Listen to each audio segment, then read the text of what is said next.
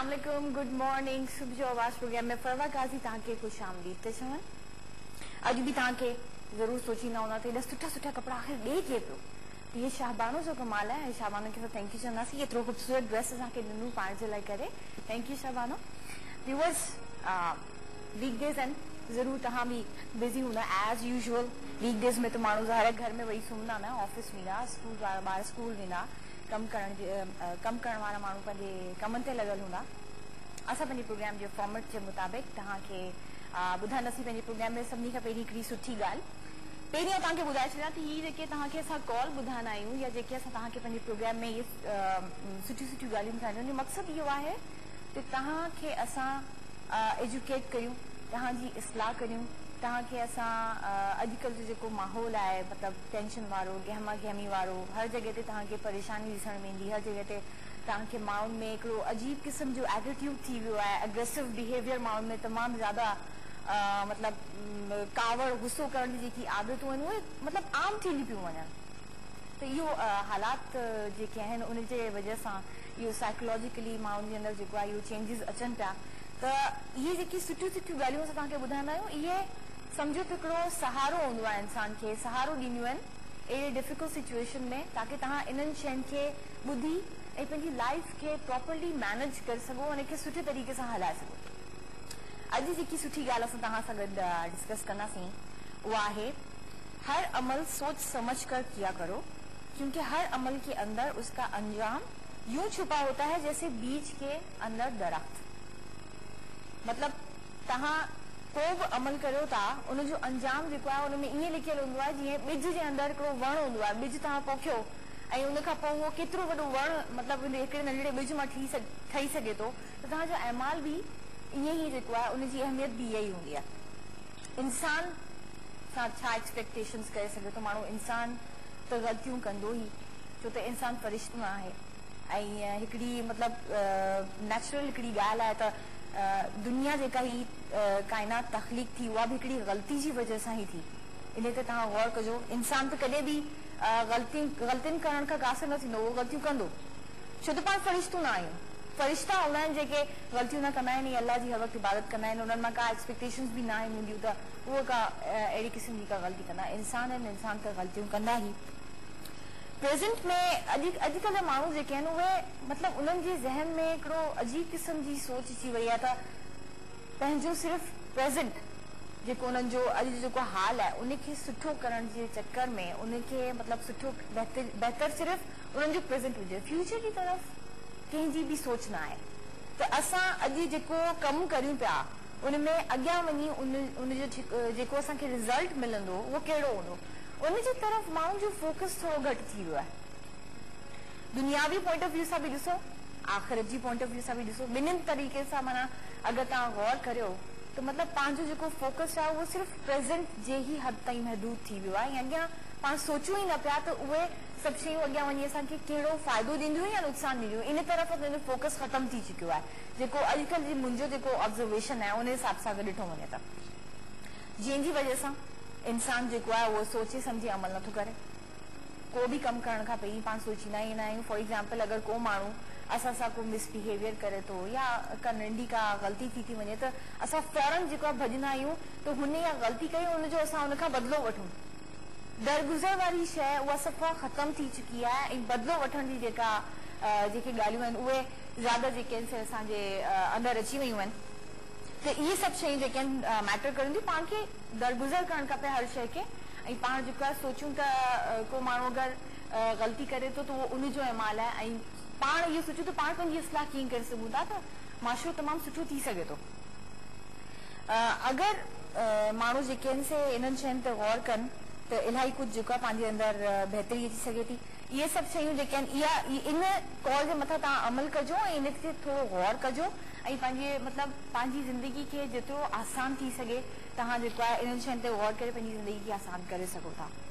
अच्छा, हाणे पाण ईंदासीं पंहिंजे थॉट ऑफ द डे जी तरफ़। इहो बि इंतिहाई इम्पोर्टेंट आहे अॼुकल्ह जी जनरेशन जे लाइ, अॼुकल्ह जे माण्हुनि जे लाइ। हूं बि माण्हू जेको आहे टाइम मैनेजमेंट ते फोकस कनि पिया, पर इहो जेको थॉट ऑफ द डे आहे उहो बि टाइम सां रिलेटेड आहे। Time is something you can get back, so don't waste it or take it for granted. हिकिड़ो इंसान जेको टाइम आहे अॼु जेको तव्हांखे कमु करिणो आहे उनखे अॼु ई तव्हां ख़तमु करे छॾियो, बजाए पाण इहो सोचियूं त सुभाणे असां कंदासीं, या मतिलबु हर शइ वक़्तु गुज़रण खां पोइ उनमें जेका ख़ूबसूरती हूंदी आहे उहा ख़तमु थी वेंदी आहे। ऐं कंहिं बि शइ खे तव्हांखे अगरि मतिलबु सुठे तरीक़े सां करिणो आहे त उनखे उन टाइम ते ई करे ख़तमु करे छॾियो त उनमें जेका ब्यूटी न इनहेंस थींदी आहे। इहे सभु शयूं तव्हां सां शेयर करणी हुयूं। आई होप की तव्हांखे जेको आहे अॼु जे असां जेको आहे थॉट ऑफ द डे ऐं जेके असां कॉल तव्हांखे ॿुधाया इन ते तव्हां गौर कजो। ऐं हिकिड़ी ॿी शइ मूं ॾिठी आहे पंहिंजी सोसाइटी में त पाण जेको आहे माण्हू इंसान जी जेका अहमियत आहे, इंसान जी जेका इज़त पाण खे करणु खपे उहा घटिजी थी वञे टाइम बाय टाइम। पाण जेको पंहिंजी ई तरफ़ रुगो ॾिसूं पिया त असांजी केरु रिस्पेक्ट कंदो त असां बि इज़त कंदासीं, अगरि ॿियो असांजी इज़त न पियो करे त असां बि उनजी इज़त न कंदासीं। उनजे लाइ करे हिकिड़ो ब्यूटीफुल हिकिड़ो ख़ूबसूरत कॉल आहे त हर इंसान की इज्जत और उससे मोहब्बत करो, क्योंकि हर इंसान के अंदर खुदा की कोई ना कोई सिफ्त जरूर मौजूद होती है। या हिकिड़ी एॾी वॾी ॻाल्हि आहे, अगरि तव्हां हिन ते गौर करो त तव्हांखे मतिलबु एक्सप्लेन करण जी त हिन में का ज़रूरत ई न आहे। मतिलबु अल्लाह साईं इंसान खे अशरफुल मखलूकात ठाहियो, जेको आउं तव्हांखे हर प्रोग्राम में चवंदी रहंदी आहियां।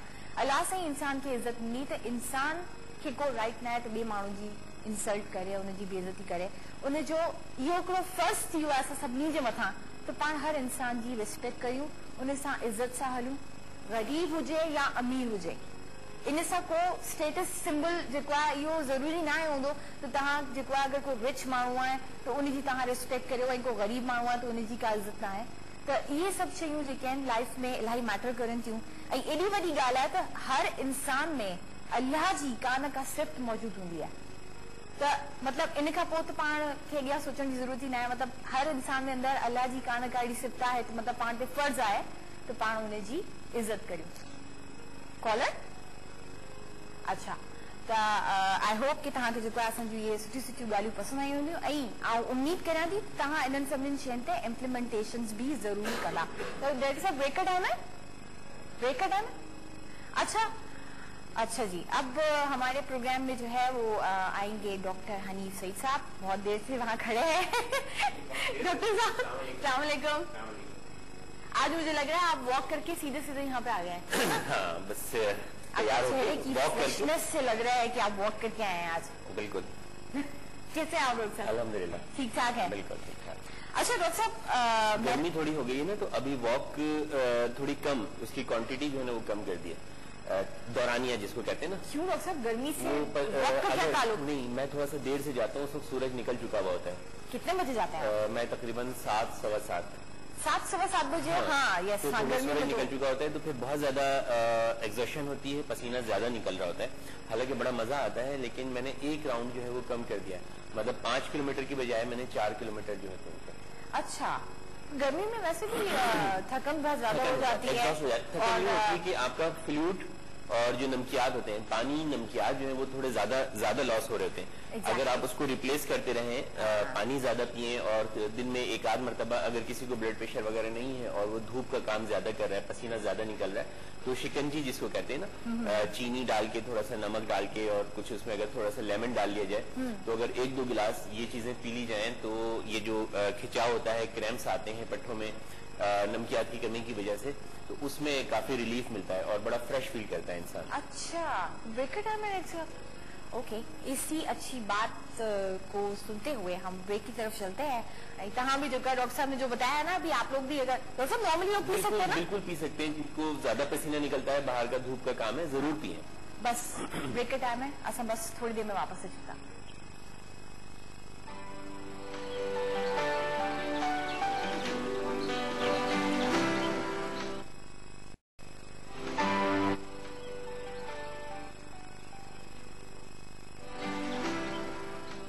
Welcome back viewers. जैसे कि आपको पता है हमारे साथ डॉक्टर हनीफ सईद यहाँ पे तशरीफ रखे हैं। डॉक्टर साहब, हम आज बात करेंगे बोटॉक्स के ऊपर।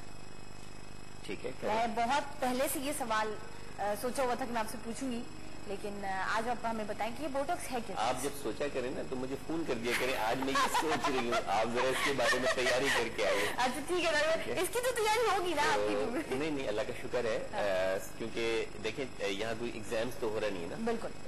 ये एक बेसिक इंफॉर्मेशन जो है, जो पब्लिक इंटरेस्ट में है, उनके हेल्थ इंटरेस्ट में है, वो उनको पहुंचानी होती है, ठीक है। और उसके बाद जो उसकी प्रैक्टिकल इम्प्लीमेंटेशन है वो तो डेफिनेटली क्लिनिक पर ही होगी, बिल्कुल बिल्कुल, एक प्रॉपर एटमॉस्फेयर में।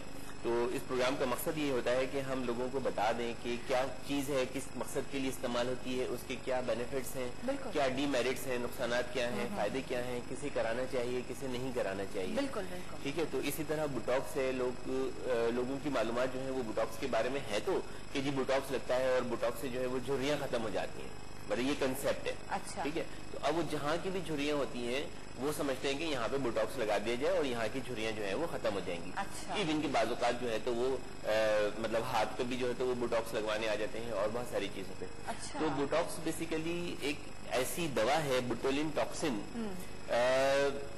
ये इसका एक्सट्रैक्ट तो बड़ा लंबी कहानी है कि कहाँ से बनता है, कैसे बनता है। तो बोटुलिन टॉक्सिन एक दवा होती है, उसको जब इंजेक्शन के जरिए किसी जगह पर लगाया जाता है, किसी मसल में लगाया जाता है, तो उस मसल की मूवमेंट जो है तो वो खत्म हो जाती है। अच्छा। वो मसल पैरालाइज हो जाता है। ठीक है।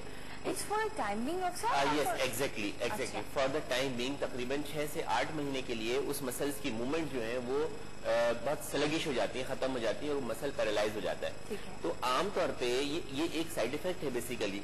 बोटुलिन टॉक्सिन का साइड इफेक्ट है कि ये मसल्स को पैरालाइज करते हैं, क्योंकि नॉर्मल मसल्स में तो मूवमेंट होनी चाहिए। बिल्कुल, ठीक है। लेकिन एक दवा आपने लगाई और उससे मसल्स की मूवमेंट खत्म हो गई, तो it is the side effect of the medicine. और ये आगे के नुकसान भी दे सकता है? नहीं, एज सच नहीं। मैं हमेशा अक्सर जो लोग मुझसे सवाल करते हैं कि इसका कोई नुकसान तो नहीं है, तो मैं उनको ये बहुत सारी चीजें ऐसी मैं उनको कहता हूँ ये तो है ही नुकसान, ये तो पूरा का पूरा नुकसान है, लेकिन ये ऐसा नुकसान है जिससे हम ह्यूमन बेनिफिट्स जो है तो वो गेन करते हैं, हम इंसानियत को फायदा पहुंचाते हैं। इस नुकसान से हम लोगों को फायदा पहुंचाते हैं। अच्छा। वो किस तरह पहुंचाते हैं? हम इस साइड इफेक्ट को एज अ इफेक्ट यूज करते हैं।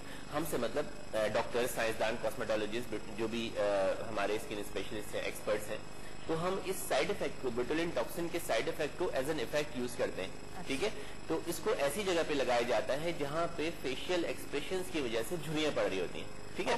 जैसे अब आप मेरे फेस को गौर से देखिएगा, जब मैं मतलब बोलूंगा, मुस्कुराऊंगा या मुख्तलिफ मूवमेंट्स करूंगा, तो मेरे यहाँ पर ये देखिए, यहाँ पर ये झुर्रियां पड़ेंगी, यहाँ पर जो है तो वो झुर्रियां पड़ेंगी, यहाँ जो है तो वो झुर्रियां पड़ेंगी। बिल्कुल। ठीक है। तो अगर यहाँ पर कोई ऐसी चीज लगा दी जाए जिससे मैं कुछ भी करूं और मेरे ये मसल्स जो है वो सपाट रहे, अंडरस्टैंड, सपाट, स्मूथ, मतलब इसके अंदर जो है तो वो रिंकल्स डेवलप ना हो, तो ऐसी दवा अगर मैं लगा दूं तो ये झुर्रियां नहीं पड़ेंगी। ठीक है। तो बुटॉक्स ऐसे ही एक दवा का नाम है, ऐसा ही एक इंजेक्शन है जो जब हम इस हिस्से पे लगाते हैं तो फेशियल एक्सप्रेशन की वजह से वहां पे जो झुर्रियां डेवलप होती हैं वो खत्म हो जाती हैं। और इसका इफेक्ट जो है तो अगर बहुत अच्छा बुटॉक्स बहुत अच्छे तरीके से लगाया जाए तो 6 to 8 मंथ जो है तो वो इसका इफेक्ट रहता है। 6 to 8 मंथ के बाद जो है वो इसका इफेक्ट खत्म हो जाता है। ठीक है। तो आमतौर पे ऐसे लोगों को जिनके यहाँ पर हंसने से या आमतौर पे झुर्रियां पड़ती है आंखों की, इस एरिया पे इस तरह की 4-6 लाइनें होती है, क्रोस फीट कहते हैं, कौवे के पैर। ठीक है। कौवे के पैर देखें ना तो इस तरह के होते हैं। तो बिल्कुल इसी तरह की यहाँ पे लाइनें होती है। तो बहुत ही एक्सीलेंट रिजल्ट होता है अगर बुटॉक्स को इस जगह पे बहुत अच्छे तरीके से लगा दिया जाए, तो क्रोस फीट खत्म हो जाते हैं। जैसे जैसे वक्त गुजरता जाता है हमारी बॉडी में से कोलेजन, एक जो इलास्टिसिटी का जो मादा होता है वो कम होता जाता है, वक्त के साथ साथ वो डीसिंथेसाइज होता जाता है और नया कोलेजन कम बन रहा होता है। तो हमारे जो मसल्स हैं, ग्रेविटी की वजह से हर चीज जो है वो नीचे की तरफ ढलक रही होती है, ढलना शुरू हो जाती है। तो बिल्कुल इसी तरह बहुत सारे लोगों की जो आईब्रोज होती हैं, जो मतलब बचपन में या किसी जवानी के वक्त या ऊपर की तरफ होती है, तो जैसे जैसे जब इनका कोलेजन खत्म होता है, कम होता है, इनमें सैगिंग साइन डेवलप होते हैं, एजिंग साइन डेवलप होते हैं, तो ये आईब्रोज भी जो है तो वो नीचे की तरफ आ जाती हैं। ठीक है। नीचे की तरफ आने की वजह से यहाँ पर झुर्रियां डेवलप हो जाती हैं। ठीक है। तो जब बुटॉक्स को इनके ऊपर 3 to 5 mm आईब्रो की लाइन से 3 मिलीमीटर ऊपर जब बुटॉक्स को लगाया जाता है तो यहाँ के जो मसल्स होते हैं ये स्टिफ हो जाते हैं। इनकी जो मूवमेंट्स है वो खत्म हो जाती है। तो ये आईब्रोज जो है ये ऊपर की तरफ जो है तो वो चढ़ जाती है, ठीक है। इनके अंदर एक बहुत खूबसूरत सी जो है तो वो आर्च डेवलप हो जाती है, कमान की तरह की जो है तो आईब्रोज, जो शायर की नजर में जो खूबसूरती की अलामत होती है, शायरी में जो होती है आईब्रोज, तो वो एक कमान की तरह की आईब्रोज जो है तो आर्च जिसको कहते हैं वो डेवलप होती है। अच्छा, फिर इसी तरह जैसे जैसे ये वाली उम्र बढ़ती है तो यहाँ पर दो लाइनें डेवलप होती है यहाँ पर। जी बिल्कुल, एक यहाँ और एक यहाँ। बाज लोगों की एक भी होती है, बाज लोगों की दो लाइनें डेवलप होती है जिनको ग्लेबुलर फोल्ड कहते हैं मेडिकल में, ग्लेबुलर फोल्ड, ठीक है। तो यहाँ पर जब हम वो बोटॉक्स को लगाते हैं तो यहाँ के मसल्स भी जो है तो वो स्टिफ हो जाते हैं, उनकी मूवमेंट ये देखें यूं करने से निशान बन जाते हैं, लाइनें बन रही हो मेरे। तो जब बोटॉक्स यहाँ पे लगाएंगे तो ये वाले जो इंप्रेशन है ये लॉस हो जाएंगे। जब ये इंप्रेशन लॉस हो जाएंगे तो ये लाइनें डेवलप नहीं होंगी, ठीक है। तो वो देखने से उस शख्स का चेहरा जो है वो सपाट या रिंकल फ्री या स्मूथ नजर आएगा, बिल्कुल इस तरह जैसे कि हम किसी कपड़े को आयरन करते हैं तो बिल्कुल स्मूथ हो जाता है। तो बिल्कुल बोटॉक्स लगाने से ये आपका पूरा हिस्सा जो है ये रिंकल फ्री जो हो जाता है। आपकी आईब्रोज जो है तो ऊपर की तरफ हो जाती हैं, चढ़ जाती हैं, इनमें एक आर्च डेवलप हो जाता है और ये जो है ये क्रो फीट जो है तो ये खत्म हो जाते हैं। लेकिन मैं हमेशा ये कहता हूँ कि ये सिर्फ ये एक एडिक्शन है, basically Botox is an addiction. एक बार अगर किसी ने करवा लगा लिया और सब उसको जो है तो पजीराई करते हैं कि माशाल्लाह कितनी खूबसूरत, और आप तो एज से बहुत छोटे लग रहे हैं, लग रही हैं और ये सारी चीजें, तो फिर उसको हर 6-8 महीने के बाद कराना पड़ता है। तो मैं ये समझता हूँ कि वही लोग जो है वो बोटॉक्स को कराएं जो इसको शुरू करें, जो इसको अफोर्ड कर सकें कंटिन्यूअस बेसिस पे। अच्छा, ठीक है। उससे तो फिर ये है कि आप उसके तमाम इफेक्ट्स हैं उसको हासिल कर सकते हैं। लेकिन अगर आप जी तो आपसे कॉल ले लें। बिल्कुल ले। हेलो जी, वालेकुम सलाम, कैसी हैं आप? ठीक ठाक। आप कौन बात कर रही हैं और कहाँ से बात कर रही हैं? मैं फरजाना बात कर रही हूँ कॉलोनी से। जी फरजाना, कैसी हैं आप? ठीक है जी, मैं बिल्कुल ठीक ठाक। आप सुनाएं? अल्लाह का शुक्र। फरजाना, आप कोई सवाल करना चाहेंगी डॉक्टर साहब से? जी जी बोले बोले फरजाना, कुछ पूछना चाहेंगी? हाँ जी, वो बोटॉक्स लगाने से मतलब अगर एक दफा लगाओ तो मतलब झुर्रियाँ खत्म हो जाती हैं, और अगर इसे लगाना छोड़ दिया जाए तो मतलब इससे ज्यादा झुर्रियाँ हो जाती हैं। बड़ा कॉमन क्वेश्चन है। बड़ा बिल्कुल आप सुनते रहिए, बड़ा प्यारा सा इसका मैं आपको जवाब दे रहे हैं। आप सुनते रहिए। तो बड़ा कॉमन क्वेश्चन है कि जी एक दफा लगा लिया, अब अगली दफा जो है तो पहले से ज्यादा झुर्रियाँ हो जाएंगी। देखिए बोटॉक्स का असर खत्म होगा 6 महीने में, ठीक है। तो जो 6 महीने की एजिंग है वो कहाँ जाएगी? अच्छा, ये भी मतलब हर दिन ब दिन आप बूढ़े हो रहे हैं ना। एग्जैक्टली, दिन ब दिन आप अपने ही फ्लो से कंटिन्यू हो रही ना। आपने बोटॉक्स लगा के उसका एट प्रेजेंट जो उसका एजिंग का इफेक्ट है वो आपने खत्म कर दिया, ठीक है। अब हल्के हल्के 6 महीने में बोटॉक्स का असर जो है वो खत्म हो जाएगा, ठीक है। लेकिन इस 6 महीने में जो आपकी कोलेजन की डिसिंथेसाइजेशन और कमी और जो आपका सारा जो डेक्लाइन का जो प्रोसेस है, जो एजिंग का प्रोसेस है, वो भी तो इसमें ऐड होगा ना, या 1 साल के बाद वो भी तो ऐड होगा। मिसाल के तौर पे अगर मेरी 1 साल पुरानी पिक्चर देखेंगे तो शायद मैं ज्यादा खूबसूरत, ज्यादा जवान, ज्यादा यंग नजर आ रहा हूँ, ठीक है। 2 साल पुरानी पिक्चर देखेंगे तो आज के मुकाबले में मैं ज्यादा फ्रेश, ज्यादा खूबसूरत, ज्यादा यंग नजर आ रहा हूँ, ठीक है। अब मुझे अब ये कहें कि जी मैंने 2 साल पहले बोटॉक्स लगाया था और आज मैं पहले से ज्यादा जो है तो वो एजेड नजर आ रहा हूँ, या ज्यादा मेरे चेहरे पे झुर्रियां नजर आ रही है। तो this is not because of the Botox, this is because of your ageing. जो जैसे जैसे वक्त गुजर रहा है आप ढलते जा रहे हैं। आप इस चीज को एक्सेप्ट कर लें कि वक्त के साथ साथ आपकी उम्र ढल रही है, आपकी तमाम चीजें जो हैं वो डिक्लाइन की तरफ जा रही हैं। जिस तरह एक तामीर का अमल होता है, इसी तरह एक तखरीब का अमल भी होता है, ठीक है। वो हमारी बॉडी में बदस्तूर जारी रहता है, ठीक है। तो जिसको हम कैटाबॉलिज्म कहते हैं, यानी कि तखरीब का अमल, डिस्ट्रक्शन का अमल जो है 30, 35, 40 साल की उम्र के बाद बदस्तूर जारी रहता है, बल्कि थोड़ा सा फास्ट हो जाता है। बिल्कुल बिल्कुल, ठीक है। तो लोग ये समझते हैं कि मैंने 6 महीने पहले बोटॉक्स लगाया था, वो बहुत फ्रेश है। अच्छा, और फिर ये भी साइकोलॉजिकली लोगों के अंदर आता है कि हमने बोटॉक्स की इंजेक्शन लगवाए, ये क्या उसके बाद तो और ज्यादा झुर्रियां निकल आई। यस एग्जैक्टली, होता ये है कि वो अपना 6 महीने पहले वाला फेस जो है वो भूल चुके होते हैं, वो away from the side, away from the mind हो जाता है ना। आपने 6 महीने पहले बोटॉक्स लगाया और उसके बाद आप अच्छे नजर आने लगे, ठीक है, रिंकल फ्री नजर आने लगे। तो आपके निगाह के सामने से वो 6 महीने पहले वाले इंप्रेशन या इफेक्ट्स जो है वो खत्म हो गए, صحیح ہے. اب جب جیسے جیسے بوٹاکس کا اثر ختم ہوتا ہے آپ کے دوبارہ جو ہے تو وہ جھریاں یا رنکل جو ہے تو وہ ظاہر ہونا شروع ہوتے ہیں. جب وہ ظاہر ہونا شروع ہوتے ہیں تو آپ کو لگتا ہے کہ آپ تو کافی ایجڈ نظر آ رہے ہیں یا کافی بوڑھے نظر آ رہے ہیں. تو اسی لیے میں نے جو ابھی اس سے پہلے اس کوشچن سے پہلے جو لفظ استعمال کیا تھا کہ میں یہ سمجھتا ہوں کہ بوٹاکس جو ہے تو وہ ایک ایڈکشن ہے. ٹھیک ہے, اور انہی لوگوں کو لگانا چاہیے جو اس کو کنٹینیوس بیسس پر جو ہے وہ افورڈ کر سکے, اور جو لوگ اس کو کنٹینیوس بیسس پر افورڈ نہ کر سکے یا ان کی فیلڈ ایسی نہ ہو جہاں اتنا ضروری ہو, ان کا سوشل سرکٹ ایسا نہ ہو, ان کا جو پروفیشنل لائف ہے وہ ایسی نہ ہو. مثال کے طور پہ شوبز کے لوگوں کو لازمی ہے کہ لگانا چاہیے, لازمی ہے, لگاتے ہیں, وہ افورڈ کر سکتے ہیں, ان کو افورڈ کرنا چاہیے کیونکہ یہ ان کی سیلنگ ہے, ان کی پرسنالٹی جو ہے وہی ان کی سیلنگ ہے. جتنی اچھی پرسنالٹی ہوگی اتنی ان کی سیل, ان کے جو پروفیشنل چارجز ہیں جو بھی ہیں ان کے ہائی ہوں گے. ٹھیک ہے, تو وہ اسی کے اوپر انویسٹ کریں گے اور اس سے گین کریں گے. ٹھیک ہے, لیکن ایک عام لوگ جن کا ان تمام چیزوں سے تعلق نہیں ہے وہ اس صورت میں لگوائیں کہ وہ اس کو افورڈ کر سکتے ہیں. تو اٹ از ویری امپورٹینٹ اس کو سمجھنا کہ بوٹاکس سے زیادہ جھریاں نہیں ہوتی, لیکن کیونکہ جب 6 مہینے 8 مہینے کے بعد اس کا افیکٹ ختم ہوتا ہے تو اس 6-8 مہینے کی جو جھریاں ہیں آپ کی پچھلی جھریوں میں ایڈ ہو جاتی ہیں, تو آپ کو لگتا ہے کہ آپ پہلے سے زیادہ لوز ہو گئی ہے. بوٹاکس کا قصور نہیں ہے, یہ آپ کی اسکن کا قصور ہے. یہ نہیں, وقت ذمہ دار ہے. آپ دیکھیں کہ ابھی جب دکھا رہے ہوتے ہیں ٹی وی پہ آرٹسٹ دکھا رہے ہوتے ہیں, ان کے پچھلے گانے دکھا رہے ہوتے ہیں, کوئی ٹریبیوٹ ہو رہا ہوتا ہے پروگرام, تو اس میں پھر وہ ان کو بلا کے جب ٹریبیوٹ کر رہے ہوتے ہیں تو اس کا فرق ہوتا ہے. اس فگر میں, اس پریزنٹیشن میں اور اس پریزنٹیشن میں کتنا فرق ہے. ٹھیک ہے, اچھا پھر نہ صرف یہ کہ یہ ہاتھ پہ ہاتھ دھرے نہیں بیٹھے ہوئے ہوتے, یہ ہر کچھ کر رہے ہوتے ہیں. مطلب نوز بھی بنوا رہے ہوتے ہیں, فیس لفٹ بھی کروا رہے ہوتے ہیں, بلیفروپلاسٹی بھی کروا رہے ہوتے ہیں, بوٹاکس بھی لگوا رہے ہوتے ہیں, فلرز بھی کروا رہے ہوتے ہیں. مطلب اینٹی ایجنگ کے جتنے بھی پروسیجرز ہوتے ہیں حتی الامکان وہ سب کو جو ہے تو اڈاپٹ کر رہے ہوتے ہیں, ان کو فالو کر رہے ہوتے ہیں. اس کے باوجود جو ہے تو وقت جو ہے وہ کسی کو نہیں چھوڑتا, کسی کو نہیں بچتا. بریک کا ٹائم ہے, بریک کے بعد آ کے پھر دوبارہ کنٹینیو کرتے ہیں. It's time for short commercial, stay tuned.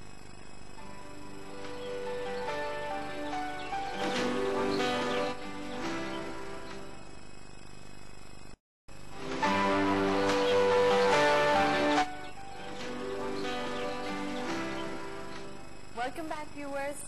ہم میرے خیال سے اب میرے پاس جو بہت ساری کالز جو میں نے خود اٹینڈ کی, مجھ سے لوگوں نے بات کی, بہت سارے لوگوں نے مجھے خود پرسنلی بھی کہا کہ ڈاکٹر صاحب جو ہے وہ ہیئر ٹرانسپلانٹ کا جو پورا جو پروسیجر ہوتا ہے وہ بڑا اچھا کرتے ہیں, آپ کا جو ٹریٹمنٹ ہے وہ بہت پسند آیا, لیکن وہ کہتے ہیں کہ چارجز بہت ہائی ہیں ڈاکٹر صاحب, یہ کیا ہے؟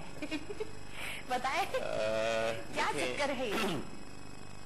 چکر یہ ہے کہ ہیئر ٹرانسپلانٹ جو ہے بیسیکلی ورلڈ وائڈ ایک مہنگا پروسیجر ہے.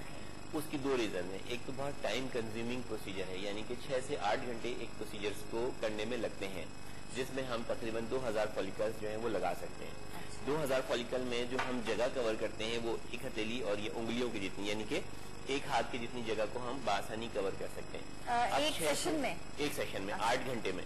اب 6 سے 8 گھنٹے کا جو ٹائم پیریڈ ہے جس میں او ٹی چل رہا ہوتا ہے, تھیٹر آپ کا چل رہا ہوتا ہے, اس کے اخراجات بہت زیادہ ہوتے ہیں. ٹھیک ہے, تقریباً آپ یہ سمجھ لیں کہ جو ایکسپینس آتا ہے او ٹی پر, جو او ٹی چارجز آپ رکھ لیں پر آور تقریباً 4 سے 5 ہزار روپے پر آور جو ہے تو وہ اس کا خرچ آتا ہے. ٹھیک ہے, اگر 4000 بھی رکھیں چلیں اور 6 گھنٹے کوئی پروسیجر چلتا ہے تو تقریباً 20 سے 25 ہزار روپے جو ہیں وہ او ٹی ایکسپینسز آتے ہیں ایک پروسیجر پہ. ٹھیک ہے, اس کے بعد اس کے اندر بہت سارے جو ہیں وہ بہت سارے ڈسپوزیبل انسٹرومینٹس یوز ہوتے ہیں جو ایک دفعہ استعمال کیے جاتے ہیں, آپ ہی کے لیے استعمال کیے جاتے ہیں, اس کے بعد ان کو جو ہے تو وہ پھینک دیا جاتا ہے. بدقسمتی یہ ہے کہ یا یہ کہہ لیں کہ ہمارے ملک میں یہ چیزیں نہیں بنتی. یہ زیادہ تر چیزیں ان میں استعمال ہونے والی بہت ساری چیزیں جو ہیں وہ ہمیں امریکہ سے, کینیڈا سے یا یورپین ممالک سے امپورٹ کرنی پڑتی ہیں, یا ان کی مختلف ایجنسیز ان چیزوں کو امپورٹ کرتی ہیں اور امپورٹ کرنے کے بعد ہم کو سپلائی کرتی ہیں. تو ان چیزوں کی قیمتیں جو ہیں وہ ڈالرز میں ہوتی ہیں. ٹھیک ہے, جب ہمارے روپے کی قیمت اتنی کم ہوتی ہے تو جب ہم ان کے ڈالرز میں خریدتے ہیں تو ہمارا بہت سارا پیسہ جو ہے تو ان چیزوں کی پرچیزنگ میں لگتا ہے. 2 باتیں.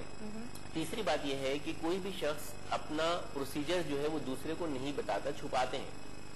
عام طور پہ لوگ نہیں بتاتے کہ میں نے یہ کام کرایا ہے, یہ فلاں جگہ سے کرایا ہے. ٹھیک ہے, کاسمیٹک پروسیجرز یا کاسمیٹک سرجری کے بارے میں یہ مشہور ہے کہ لوگ ان کو چھپ چھپ کے کراتے ہیں.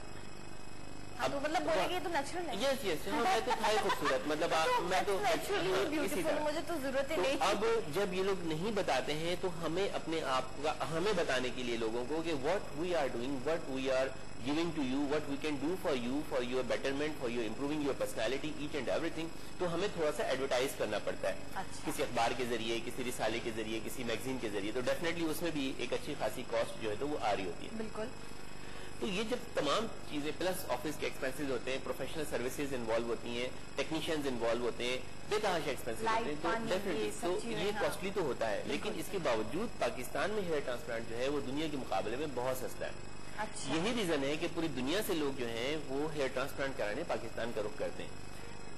बल्कि मैं ये समझता हूँ कि ये तो आप सही कह रहे हैं डॉक्टर, बिल्कुल मैं ये समझता हूँ, मेरी अपनी स्टडी है, मेरी अपनी ऑब्जर्वेशन है कि इंडिया के मुकाबले में लोग पाकिस्तान जो हैं वो ज्यादा आते हैं हेयर ट्रांसप्लांट कराने के लिए। अच्छा। और अगर हमारे हालात, मुल्क के हालात इंटरनेशनल लेवल पे मतलब ये साबित हो जाए, ये प्रूव हो जाए कि हमारे यहाँ अमन सुकून और बहुत ही लॉ एंड ऑर्डर की सिचुएशन जो है वो बहुत अच्छी है और बहुत है, तो मैं समझता हूँ कि ये बिजनेस जो है और ज्यादा जो है तो वो फ्लॉरिश होगा और बेतहाशा हम ज़र मुबादला जो है वो इस फील्ड के जरिए अपने मुल्क के लिए कमा सकते हैं। उसकी दो रीजन है, एक तो सस्ता है और दूसरी रीजन ये है कि हमारे यहाँ हमारे मुल्क में कुछ सेंटर्स ऐसे हैं, बिल्कुल रिलायबल सेंटर्स हैं, जिसमें एक हमारा भी अल्हम्दुलिल्लाह Asian international cosmetic surgery centre, जहां पर इंटरनेशनल स्टैंडर्ड के म्यार के मुताबिक जो है तो वो काम होता है और हमारे रिजल्ट्स को आप दुनिया में किसी भी बड़े से बड़े नामवर क्लिनिक या डॉक्टर के रिजल्ट के साथ कंपेयर कर सकते हैं। ठीक है, अब सवाल ये आ जाता है कि कॉस्ट, ठीक है ना, तो जो लोग अफोर्ड नहीं कर सकते, मेरी पूरी कोशिश होती है कि उनके लिए कुछ ना कुछ डिस्काउंट जो है तो वो किया जाए, कुछ ना कुछ नहीं बल्कि बहुत अच्छा डिस्काउंट किया जाए। ठीक है। अच्छा। तो ऐसे लोग जिनकी आपके पास कॉल्स आई हैं या इस चैनल के हवाले से कॉल्स आई हैं, मेरे पास भी आती रहती है कि डॉक्टर साहब इसमें कुछ करें, मतलब हम अफोर्ड नहीं कर पाए। ठीक है, तो हम इसमें ये कहते हैं कि चले हम समर पैकेज अनाउंस कर दें। अच्छा, ठीक है। अच्छा, हम समर पैकेज जी समर पैकेज को हम लेते हैं 15 जून से स्टार्ट करते हैं। ठीक है, क्योंकि तकरीबन जून तक तो जो अपॉइंटमेंट्स हैं वो काफी जो है तो वो कंफर्म्स हैं, डेट्स आर नॉट अवेलेबल। तो 15 जून से अगर हम समर पैकेज को लेके जाते हैं तो तकरीबन 20 या 18 जुलाई तक जो है वो रमजान शुरू होंगे। ठीक है, तो हम समर पैकेज में ऐसे तमाम लोगों के लिए जिनको जो हमारे पास आए हैं और जिनको हमने कोई चार्जेस कोट किए, जैसे कि हम चार्जेस कोट करते हैं 60 रुपीज पर फॉलिकल, 1000 फॉलिकल का सेशन आप लगवाएंगे तो आपको 60,000 रुपए का आपकी कॉस्ट आएगी। ठीक है, और उसमें आपकी इतनी जगह जो है वो कवर होगी। ठीक है, समर पैकेज में आप मुझसे 30% जो है तो वो डिस्काउंट ले लीजिए। ठीक है, अच्छा, 30% डिस्काउंट ले लीजिए। हरी आप जल्दी जल्दी आए डॉक्टर साहब के पास। 15 जून से और 15 जुलाई तक। अच्छा, ठीक है, आप मुझसे 30% डिस्काउंट लीजिए। ठीक है, फिर जब रमजान शुरू होगा, जिस तारीख से भी रमजान शुरू हो, मेरे ख्याल है कि जुलाई के कोई 20 या 21 से शुरू हो। ठीक है, तो जुलाई से लेके और ईद तक आप मुझसे जो है तो वो स्पेशल रमजान ऑफर या स्पेशल रमजान पैकेज लीजिए जिसमें आप मुझसे 40% डिस्काउंट ले लीजिए।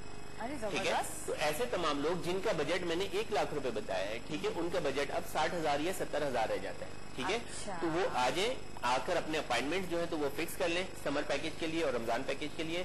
मैं आपको इंशाल्लाह ताला कहता हूँ कि मैं आपका काम इसी जो मैंने यहाँ बैठ के वर्ड्स दिए हैं, आपको जबान दी है, मैं उसी चार्जेस पे इंशाल्लाह ताला आपका काम करके दूंगा और उतना ही अच्छा करके दूंगा जितना दूसरे का काम फुल अमाउंट में या विदाउट डिस्काउंट जो है वो करके देता हूँ। अच्छा, जबरदस्त। ठीक है, तो ऐसे तमाम लोग अपना दिल छोटा ना करें, अपने अफसरदा ना हो, अपने आप को मतलब उदास ना हो, आपके लिए डॉक्टर साहब हैं यहाँ पे हेल्प करने के लिए। हाँ, तो हमारी पूरी कोशिश होगी कि हम आपको एक बहुत ही हैंडसम और रीजनेबल डिस्काउंट दें और उसको हम समर पैकेज और रमजान पैकेज या स्पेशल रमजान ऑफर का नाम देके और इसको कर सकते हैं। आप जरूर आइए, राब्ता कीजिए, अपने अपॉइंटमेंट्स फिक्स कराइए, अभी से लीजिए। लेकिन मैं आपको बता दूं कि टोटल ये 60 दिन बनते हैं। 60 दिन में अगर एक दिन में 2 प्रोसीजर्स भी होते हैं तो ज्यादा से ज्यादा 100 प्रोसीजर्स होंगे, तो 100 क्लाइंट्स डिस्काउंट में आना कोई भी मुश्किल नहीं है। बिल्कुल आ जाएंगे, फौरन ही आ जाएंगे। 2-3 प्रोग्रामों में हम ये बात डिस्कस करेंगे, सारे क्लाइंट जो है तो वो सारी डेट्स बुक हो जाएंगी। ठीक है, तो आप लोग वेट ना करें, जिसको अगर बहुत स्पेशल डिस्काउंट लेना है वो आए और अपनी डेट जो है तो वो कंफर्म करें। जो अपॉइंटमेंट रिक्वायर डॉक्टर साहब से कंफर्म करे वठो, मतलब डिस्काउंट जेको आहे तव्हांखे जेको 40% रमज़ान के लिए 40% डिस्काउंट जेको तव्हांखे 40% डिस्काउंट ॾियनि था उनखे अवेल करो ऐं जल्दी जल्दी डॉक्टर साहब कब तक आपसे कांटेक्ट कर सकते हैं? बस करें ऑफिस टाइम में रोजाना सुबह 10 बजे से 11 बजे से रात 8 बजे 9 बजे तक रब्ता कर सकते हैं। अच्छा, नंबर मेरा ख्याल है कि यहाँ स्क्रीन पर भी चल रहे हैं। एक नंबर मैं बता भी देता हूँ जो लोग नोट करना चाहें 0333 मेरा अपना पर्सनल डायरेक्ट नंबर भी है 0333 214 2927। तो इस पे भी बात कर सकते हैं। और जो लोग तमाम रुके हुए हैं इंटीरियर के लोग हैं या कराची से भी रिलेटेड हैं लोग जो अफोर्ड नहीं कर पा रहे और सिर्फ ये अफोर्ड ना करने की वजह से वो अभी तक रुके हुए हैं, कुछ पैसों की उनके पास शॉर्टेज है, तो वो समर पैकेज और स्पेशल रमजान ऑफर इस दोनों पैकेजेस में आए और 30% और 40% डिस्काउंट जो है। और वो इतनी महंगाई हो गई है इस वजह से भी लोग जो है वो कहते होंगे कि भाई क्या इतना एक्सपेंसिव ट्रीटमेंट हो गया। लेकिन देखिए ये बड़ा जरूरी हो गया ना, अब बहुत जरूरी हो गया। जो लोगों के बाल नहीं है जब उनके किसी कोई दोस्त लगवा लेता है, यस एग्जैक्टली, जब उनका कोई दोस्त लगवा लेता है, मिसाल के तौर पे कोई एक 25 से 30 साल का लड़का है, ठीक है, उसका कोई दोस्त जो है तो वो हेयर ट्रांसप्लांट करा लेता है और हेयर ट्रांसप्लांट कराने के बाद उसकी अदाएं जो है वो बदल जाती हैं, उसमें जो है तो वो हवा में जो है तो वो उड़ना शुरू, तो वो एक ऐसा दोस्त जो जिसके बाल नहीं है और उसने हेयर ट्रांसप्लांट अभी तक नहीं कराया, तो वो साइकोलॉजिकली तौर पे नफ्सियाती तौर पे जो है तो थोड़ा सा कॉम्प्लेक्स का या डिप्रेशन का शिकार होता है। डॉक्टर इट्स नेचुरल, मेरा से एक नेचुरल चीज है और मतलब होता है कि जाहिर है अगर एक इंसान बिल्कुल ऐसे बैठा हुआ और सामने से बराबर में जो है वो एक अच्छे खूबसूरत घने बालों वाला लड़का बैठा तो उसको तो जाहिर है सांसें कमजोरी तो होगी। बिल्कुल, तो ये है कि बिल्कुल जरूर कराना चाहिए। और अब तो आपको पता है, आपको पता है कि कोई मतलब कोई खतरा नहीं, कोई साइड इफेक्ट नहीं, कोई रिस्क नहीं, क्योंकि हमारे यहाँ जो हेयर ट्रांसप्लांट होता है Asian international cosmetic surgery centre में वो विदाउट सर्जरी होता है, बगैर किसी कट के, बगैर किसी स्टिच के, बगैर टांका लगाए होता है, जिसको हम जादू से जिसको हम follicular unit extraction FUE technology कहते हैं। और इस टेक्निक में जो है एक एक बाल को निकाल के वो एक छोटा सा एरिया सुन करते हैं और सुन करने के बाद वहां से एक एक बाल की रूट्स को जो है तो वो निकाल लेते हैं एक मशीन के जरिए, और निकालने के बाद जहां पर बाल नहीं होते वहां पर उनको जड़ दिया जाता है। मशीन के जरिए लगाते हैं? हाँ, उसके एक इक्विपमेंट होता है, एक छोटी सी गैजेट होती है, मशीन होती है, उसके जरिए जो है तो उसको निकाला जाता है और एक खास तरीके से उसको जो है तो वो जड़ दिया जाता है। तो ये फॉलिकुलर यूनिट एक्सट्रैक्शन कहलाता है। खासा मेहनत का काम है, खासा टाइम कंज्यूमिंग काम है, खासा महारत का काम है। मेहनत और महारत दोनों चीजें बहुत ज्यादा रिक्वायर्ड होती है, ठीक है। आदमी मेहनती है लेकिन महारत नहीं है, या महारत है लेकिन मेहनती नहीं है, तो डेफिनेटली हेयर ट्रांसप्लांट नहीं हो सकेगा, क्योंकि 6-8 घंटे का प्रोसीजर जो है बगैर मेहनत और बगैर महारत के सक्सेसफुली नहीं हो सकता जब तक कि ये दोनों खूबियां आपके जो डॉक्टर है जिससे आप हेयर ट्रांसप्लांट करा रहे हैं उसके अंदर मौजूद ना हो। तो आपके डॉक्टर का, आपकी टीम का, उस सेंटर का मेहनती और महारती होना जो है बिल्कुल बहुत इम्पोर्टेंट है। तव्हां डॉक्टर साहब से जल्दी जल्दी कॉन्टेक्ट करो, 40% डिस्काउंट है, नंबर स्क्रीन ते मौजूद है। डॉक्टर साहब पाण भी हिकिड़ो नंबर तव्हांखे ॿुधायो आहे, उन ते तव्हां कॉन्टेक्ट करे उन्हनि सां अपॉइंटमेंट्स कंफर्म करे सघो था। ब्रेक जो टाइम है, ब्रेक खां पोइ वरी वापसि करें।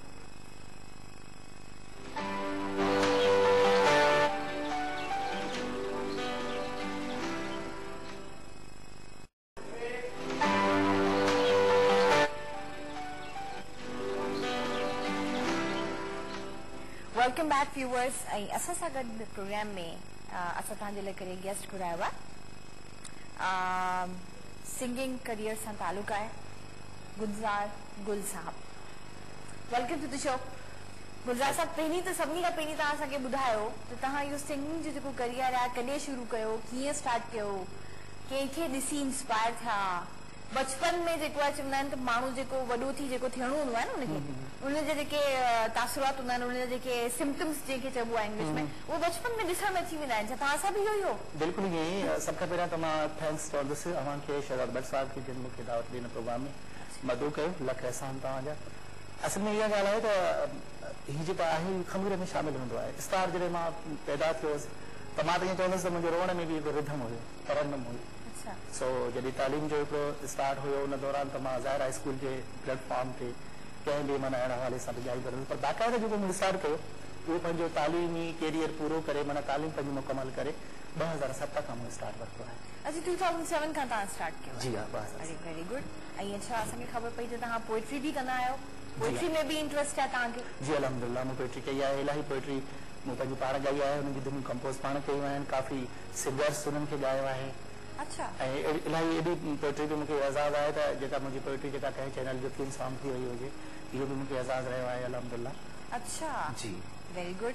ऐं ड्रामा राइटिंग ड्रामा उनजे लाइ करे कहिड़ा कहिड़ा ड्रामा तव्हां लिखिया आहिनि, कहिड़े टाइप जा ड्रामास तव्हां ज़्यादातर लिखंदा आहियो? जॾहिं ॾिसो जॾहिं निजी चैनल्स जेके आया असांजा सिंधी स्टार जा कुझु चैनल तव्हां सिर्फ़ु सिंधी चैनल सिंधी चैनल्स जेको लिखियो उन खां पोइ जॾहिं 2007 में मां बाक़ाइदगी सां जेको सिंगिंग में कदम रखियो त पोइ मूं इहो जेके बि जीअं होस्टिंग हुई, जीअं डायरेक्शन हुई या लिखण जे हवाले सां कोई बि ड्रामो लिखणो हुयो, उन्हनि शयुनि खे मूं पोइ साइड कयो। त काफ़ी दोस्तनि चयो त भई जेकॾहिं हिकिड़ी शइ आहे तव्हां जो सुठो आवाज़ आहे त तव्हां भले हिकिड़ी शइ खे खणो, त शायरी त मुंहिंजी हिकिड़ी कुदरती ॾात आहे, उहा त मूं वटि आहे। अच्छा ऐं मां अल्हम्दुलिल्लाह पंहिंजी धुन पब्लिश भी कई है तव्हां पोएट्री या मतलब सिर्फ कुछ माण्हू पंहिंजे ई हथ ते रखंदा आहिनि? न पब्लिश जी मराद इहा आहे त किताबी सूरत हूंदी आहे त किताब मां जो कोई कोन्हे ऐं काफ़ी सिंगर्स जेके सीनियर्स आहिनि जूनियर्स उन्हनि मुंहिंजी शायरी ॻाई आहे जंहिंमें मेल फीमेल सभु आहिनि ऐं मां पाण ॻायो आहे अल्हम्दुलिल्लाह। उहो सिलसिलो अञा हले पियो। अच्छा त ड्रामा जे लाइ तव्हां ॿुधायो पिया त ड्रामा जेके आहिनि तव्हां सिंधी जेके आहिनि उन्हनि जे लाइ करे लिखिया आहिनि सिर्फ़ु उहो लिखिया तक़रीबन जीअं मां तव्हां ॻाल्हि कई त जीअं स्टार जेके निजी चैनल्स आहे उन दौरान लिखिया, उन खां पोइ जॾहिं 2007 खां सिर्फ़ु मां जॾहिं सिंगिंग में आयुमि त पोइ सभु शइ खे मां साइड करे तव्हां मतिलबु 2007 खां पोइ सिर्फ़ु सिंगिंग सिंगिंग ऐं शायरी सिंगिंग ऐं शायरी इन सां केतिरा एल्बम्स अची चुकिया आहिनि? मुंहिंजा हिकु एल्बम सिंधी जो अची चुको आहे सूंह जे नाले सां ऐं ॿियो एल्बम राणी जे नाले सां हुनजी तयारी हले पई, तयारु आहे इंशाअल्लाह करीब लॉन्च वेंदो। उन खां पोइ ब्रावी ज़बान में हिकु एल्बम आहे मुंहिंजो ब्रावी ज़बान जेका अच्छा डिफरेंट लैंग्वेजेस में भी तव्हां ॻायो आहे? जी जी कहिड़नि कहिड़नि लैंग्वेजेस में ॻायो आहे तव्हां? बलोची, ब्रावी, सिंधी, सराइकी ऐं उर्दू। अच्छा जी त उनजो कीअं रिस्पॉन्स मिलियो तव्हांखे माण्हुनि जो, कीअं मतिलबु? तमामु बहितरीनु, सभ खां वधीक जेको मां फॉलो कयो आहे उहो ब्रावी खे कयो आहे, छो त कोयटा में मां पढ़ियो आहियां, उन हवाले सां उतां जी जेका मक़ामी ज़बान ॻाल्हाई वेंदी आहे, जीअं असां वटि सिंध में सिंधी ॻाल्हाई वञे थी त उतां जी मक़ामी ज़बान जेका बलोचनि जी आहे ब्रावी आहे, त उते जॾहिं रहण सां करे उहा ब्रावी ॿोली मूंखे ईंदी हुई, मां सिखी, पर उनजो पूरो स्क्रिप्ट मां उनजो पढ़ियो आहे, लिटरेचर पढ़ियो आहे, उनजे करे ब्रावी ज़बान मां क्लियरली सम्झी वेंदो आहियां, ॻाए सघंदो आहियां, उनजी धुन कंपोज़ बि मां पाण कंदो आहियां। अच्छा मतिलबु तव्हांजो पंहिंजो पर्सनल इंटरेस्ट बि उन ई लैंग्वेज में आहे? न मुंहिंजी त बेसिक जेका मुंहिंजी लैंग्वेज आहे सिंधी आहे बाई कास्ट, अच्छा क्लियरली सिंधी। मतिलबु तव्हां मतिलबु हूंदो आहे न जीअं कि कुझु माण्हू इंस्पायर थींदा आहिनि के लैंग्वेज सां ज़्यादा, त उहो जेको उनखे ज़्यादा फोकस कंदा आहिनि, उनखे जेको पसंदि कंदा आहिनि। मुंहिंजी मोहबत सिंधी ॿोली सां, मुंहिंजी हिकिड़ी ॿार आहे ऐं इलाही सिंधी सॉन्ग मां अहिड़ा पंहिंजी धरती जे हवाले सां लिखिया अथनि। पोइ ॻायो सिंधी सॉन्ग को सुठो, तव्हांजो फेवरेट गानो कहिड़ो आहे पहिरीं तव्हां मूंखे ॿुधायो? मुंहिंजा सभु फेवरेट आहिनि, पर मां जेको ॻाईंदो आहियां उहो शाह अब्दुल लतीफ़ भिटाई खे मूं टीवी ते ॻायो। शाह अब्दुल लतीफ़ भिटाई जी छा ॻाल्हि कजे। सकल सरमस रहमतुल्लाह अलैह के उस्ताद साईं बुखारी साहब के, अब्दुल गफ़ार तबस्सुम साहब के, इहे वॾा वॾा नाला जेके असांजी सिंध जा वॾा शाइर आहिनि उन्हनि खे मां ॻाए चुको आहियां। हिन तव्हां असांखे छा ॻाए ॿुधायो, असांजे व्यूअर्स खे बि ॿुधायो सुठो को तव्हांजो जेको फेवरेट गानो हुजे ॿुधायो। फेवरेट त चयमि त मुंहिंजा सभु आहिनि, पर हिकिड़ो जेके नाज़रीन जेके मूंखे ॾिसनि पिया, जेको मुंहिंजो मशहूरु सॉन्ग वियो खटंदो खटंदो वर्ल्ड कप पाकिस्तान, छा ॻाल्हि कजे, उहो गानो बि मां पाण लिखियो हुयो, जेको वर्ल्ड कप में मां जेको आहे सो ॻायो हुयो। अच्छा उहो हुनजा ॿ ॿोल मां नाज़रीन खे। ऐं मां हिकिड़ी ॻाल्हि कंदो हलां फरवा त मुंहिंजी तबियत बिल्कुलु फ्लू आहे, मूंखे ज़ुकाम आहे, आवाज़ जेकॾहिं मुंहिंजो साथ न ॾे त पोइ मां काई ॻाल्हि न आहे, तव्हां साथ ॾींदसि। थैंक यू, असां सभु तव्हां सां साथ ॾींदासीं। अच्छा कॉलर आहे, पहिरीं कॉल वठो। हेलो हेलो अस्सलाम वालेकुम। जी वालेकुम सलाम। रियाज लांगा ॻाल्हायां थो उस्तामा मुल्क। रियाज लांगा उस्तामा मुल्क। रियाज लांगा उस्तामा मुल्क। अच्छा अच्छा कीअं ख़रीदाब आहे? अल्लाह जे एहसान भाउ, तव्हां ॿुधायो ठीकु आहियो रियाज? हा बिल्कुलु बिल्कुलु रियाज, मूंखे तव्हांजे आवाज़ मां ई फील थियो त तव्हां रियाज आहियो, कीअं आहियो, किथे आहियो, ठीकु आहियो?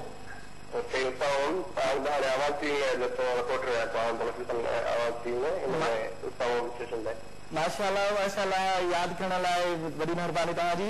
ॾाढी ॾाढी ख़ुशी थी दोस्त साम्हूं ॾिसी करे प्रोग्राम में ॾिसी करे ॾाढी ख़ुशी थी।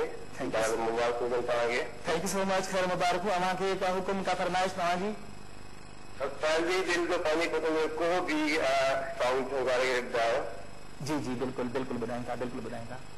तव्हां टीवी सेट ते ॾिसो, मां ॿुधायां तव्हांखे असां ऑन एयर रिक्वायर ॾेखारियूं था त जी गाना की ॻाल्हि। हा मां ॾिसां गुज़र मां ॾिसां डॉक्टर साम्हूं वेठो आहे टीवी ते, ऑफिस में वेठो आहे टीवी हले। ज़रूरु ज़रूरु। हा थैंक यू जी, थैंक यू। जी हाँ फरवा उस्ताद मोहम्मद बलूचिस्तान मुझे जो बेसिक अबानो ॻोठ आहे शहबाद कोट उनजे भरिसां ई सिर्फ़ु 30-32 किलोमीटर जो फ़ासिलो आहे उते इलाही प्रोग्राम मां कया आहिनि इलाही मज़ा उते जेका आहे परस्तार जंहिंखे दोस्त चइजनि त उहो आहिनि उन्हनि मां मूंखे ॾाढी ख़ुशी हाणे तव्हांखे फरमाइश कई आहे मुंहिंजे ख़्याल में हा त मां हिकिड़ो गानो उहो पहिरियों वर्ल्ड कप ते अचनि था पोइ साईं जी फरमाइश बि कयूं था त जेको आहे वर्ल्ड कप जे गाने वर्ल्ड कप हा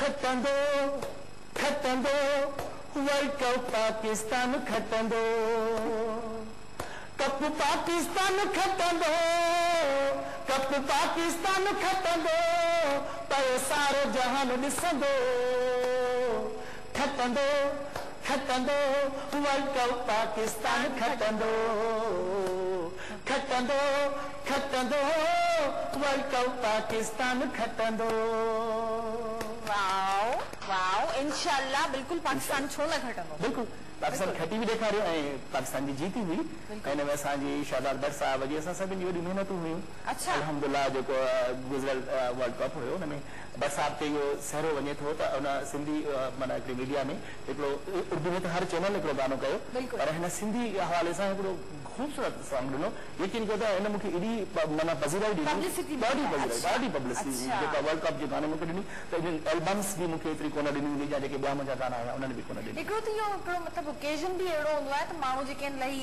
जोश ऐं जज़्बात सां जेको आहे सो अहिड़े क़िस्म जा गाना बि ॿुधंदा आहिनि त उनजी वजह सां बि पब्लिसिटी इलाही ॻाल्हि आहे उनमें का पोइट्री अहिड़ी हुई उनमें जेको हिकिड़ी इमोशनल शइ हुई म्यूज़िक जो भराव हुयो उहा शइ माना माण्हुनि खे हिकिड़ी अट्रैक्ट कंदी आहे हा उहा शइ बिल्कुलु अट्रैक्ट कंदी आहे अच्छा गुलज़ार साहब अॼुकल्ह जेके हालात आहिनि तव्हांखे छा थो लॻे मतिलबु हिकिड़ो आर्टिस्ट हूंदो आहे जेको उन जे मथां मतिलबु केतिरो इफेक्ट पवंदो आहे इन्हनि हालातुनि जो छो त ॾिठो वञे त आर्टिस्ट जेतिरा बि हुजनि पेंटर्स हुजनि टेलीविजन में कमु करणंदा हुजनि कहिड़ा बि आर्टिस्ट हुजनि उन्हनि जी तबियत नेचुरली तमामु सेंसिटिव हूंदी आहे ज़रूरु बिल्कुलु त मतिलबु ऐं इहे जेके ॿाहिरि जो जेको माहौल आहे इहो साइकोलॉजिकली इलाही इफेक्ट कंदो आहे त मतिलबु तव्हां छा चवंदा हिन बारे में कीअं माण्हू जेको ॾिसो न परवाह आर्टिस्ट एहसास हूंदो आहे जीअं तव्हां ॻाल्हि कई ठीकु आहे त आर्टिस्ट बि हिन ई मुआशरे में हिकिड़ो हिसो आहे असां बि हिन मुआशरे जा फ़र्द आहियूं ज़ारा जेके हालतूं आम पब्लिक सां गुज़रनि थियूं असां ते बि असरु कनि थियूं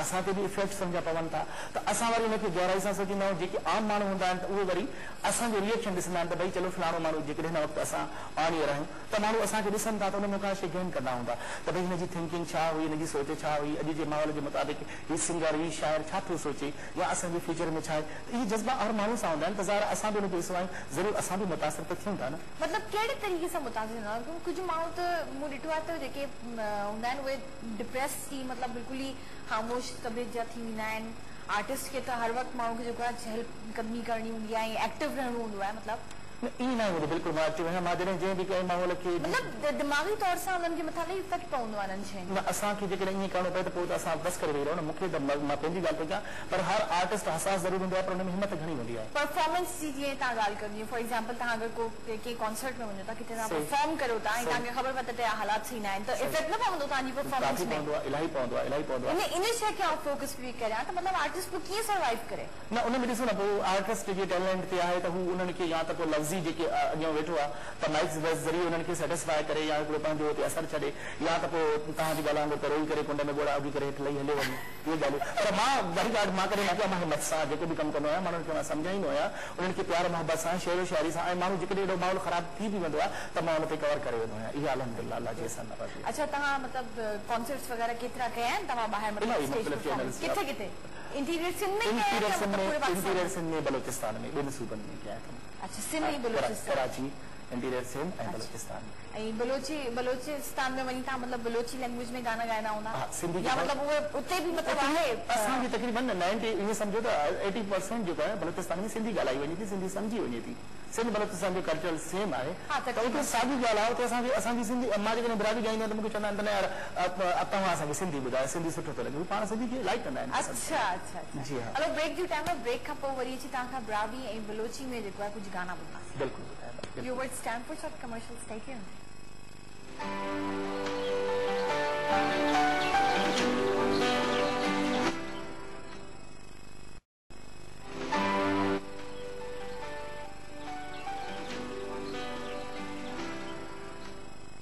Welcome back, viewers. असां सां गॾु मौजूद आहिनि गुलज़ार साहब गुज़ार साहब तव्हां पहिरीं बलोची ब्रावी में तव्हां सां गाना ॿुधंदासीं, पर पहिरीं असांखे तव्हां ॿुधायो तव्हां शाइरी जेका कई आहे उनमें तव्हांजी का फेवरेट का अहिड़ो को शेर को सुठो को मिसरो अहिड़ो का तव्हां असांजे व्यूअर्स सां शेयर करणु चाहियो? हाँ बिल्कुलु, इलाही एल्बम्स में भी या जेके आम वीडियो जेके मुंहिंजे मुख़्तलिफ़ चैनल्स हलनि पिया उन्हनि में त शाइरी मुंहिंजी व्यूअर्स ॿुधनि पिया, पर हिकिड़ी नई शइ आहे जेका मां अनकरीब आणणु चाहियां पियो। अच्छा। उहा हिकिड़ी माना प्योर हिकिड़ी माना छा चइबो आहे कल्चरल शइ आहे ऐं पूरी हिकु सिंधी टच आहे हुन में। उहा ॿ मिसरा मां पंहिंजे व्यूअर्स खे मांखे ॿुधाइणु चाहियां थो। उहा मुंहिंजी ऑन एयर ऐं रिकॉर्डेड न आहे, रिकॉर्डेड हींअर वेंदी, पर सभ खां पहिरियां मां आवाज़ टीवी ते उहा हिकु सभिनी खां पहिरीं आवाज़ हाँ आवाज़ टीवी ते मां उहो ॿ लफ़्ज़ ॿुधायां थो।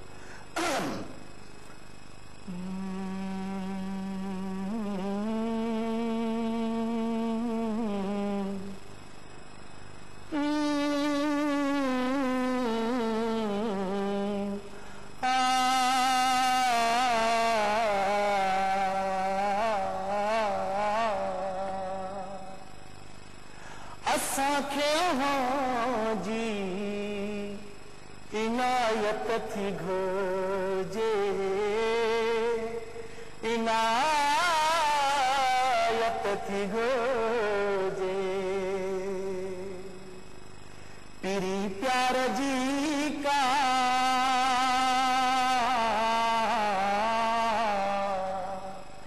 पीरी प्यार जी का सखावत थी घुर्जे, असांखे जी इनायत थी घुर्जे, इनायत थी घुर्जे, खपनि की न मूंखे तोखां महिल मारियूं, खपनि की न मूंखे तोखां महिल मारियूं, खपनि की न मूंखे तोखां महिल मारियूं, सिर्फ़ तुंहिंजे सिर जी साईं तुंहिंजे सिर जी सलामत थी घुर्जे, असांखे जी इनायत थी घुर्जे, इनायत थी घुर्जे। सिंध जी तव्हां ॻाल्हि कई त हिन में मिसरा आहे सिंध ते गौर हुजे नाज़रीन अवां बि। न यूरोप नई का यूएई जी घुर्जे, न यूरोप नई का यूएई जी घुर्जे, न यूरोप नई का यूएई जी घुर्जे, पंज सिंध वारी सोनी सिंध वारी सकाफत थी घुर्जे, असांखे जी इनायत थी घुर्जे, इनायत थी घुर्जे, पीरी प्यार जी का हो पीरी प्यार जी का सखावत थी घुर्जे, असांखे जी इनायत थी घुर्जे, इनायत थी घुर्जे। Very nice very nice very nice. इहो जेको सिंधी वारो तव्हां जेको मिसरो चयो इन जो तव्हां मतिलबु ॿुधायो, तव्हां छा चयो? न न यूरोप नई का यूएई जी घुर्जे, हाणे यूरोप जी बि न खपे असांखे, यूएई मुतहदा अरब अमारात यूरोप जेका यूरोप कंट्रीज़ जंहिंमें असांजा ॿ मुल्क अचनि था, ठीकु आहे, त उन्हनि जी असांखे सकाफ़त न खपे, उन्हनि जी जेको आहे कल्चर जेको उन्हनि जो असांखे कल्चर हिकिड़ो खपे, सिंध वारो खपे, पंहिंजी सिंध वारी सकाफ़त थी घुर्जे। इलाही पंचनि बंदनि जो मुंहिंजो शाइरी आहे, तमामु ख़ूबसूरत शाइरी, हर हिकु बंद ॾाढो ख़ूबसूरत आहे। जेका मां जेका ट्यून ठाराई आहे उहा रहमत मीराली साहब खां। अच्छा, रहमत मीराली साहब खां ठाराई। अल्हम्दुलिल्लाह इहो ॾाढी ख़ूबसूरत शइ वेंदी गज़ल स्टाइल आहे ऐं दुआ कजो ऐं नाज़रीन बि मूंखे दुआ कनि त मां हिन शहर सां हिन गाने सां निभा करे। बिल्कुलु, तव्हां असां सभिनी जी दुआऊं तव्हां सां गॾु आहिनि। अच्छा उस्ताद तबस्सुम जे शायरी हाँ अब्दुल गफ़ार तबस्सुम मुंहिंजो तव्हांजो मौसम भी आहे मुंहिंजो फेवरेट शायर भी आहे मुंहिंजो महिरबान आहे हिकिड़ी ॻाल्हि मां आवाज़ कंदो हलां त मूंखे ॿिनि इलाही शयूं अॻ में हुयूं तबस्सुम साहिब वटि जॾहिं मूं आवाज़ गुनगुनायो त मूंखे चयो त पुटु हुनजी हिकिड़ी ॾाढी हिकिड़ी मोहबत वारी ॻाल्हि हूंदी आहे त हू माना छोकिरो हुजे या छोकिरी हुनखे पुटु चवंदो आहे हुनजे लफ़्ज़ में हिकिड़ी शाइस्तगी आहे मिठास इज़त ॾाढी रिस्पेक्ट कंदो त मूंखे चई त पुटु तव्हां सिंगर सुठा आहियो तव्हां ॻायो पोइ जेको पहिरियों मुंहिंजो गानो हुयो कंहिं चैनल ते हलियो त हू त ॾिसो छा निकिती आहे गज़ब सिंगार करे हुनजी वीडियो असां ई ठाराई अब्दुल गफ़ार तबस्सुम साहिब आहे उहो गानो हुन मुंहिंजी शायरी मूंखे चई शायरी बि तुंहिंजी हुजणु खपे ऐं ॻाए बि तूं उहा शइ मां ॾिनी हुनजो हिकिड़ो ख़ूबसूरत गानो आहे जेको मां PTV ते ॻायो आहे अच्छा PTV ते ॻायो PTV ते ॻायो आहे हुनजा ॿ ॿोल तव्हांखे मां ज़रूरु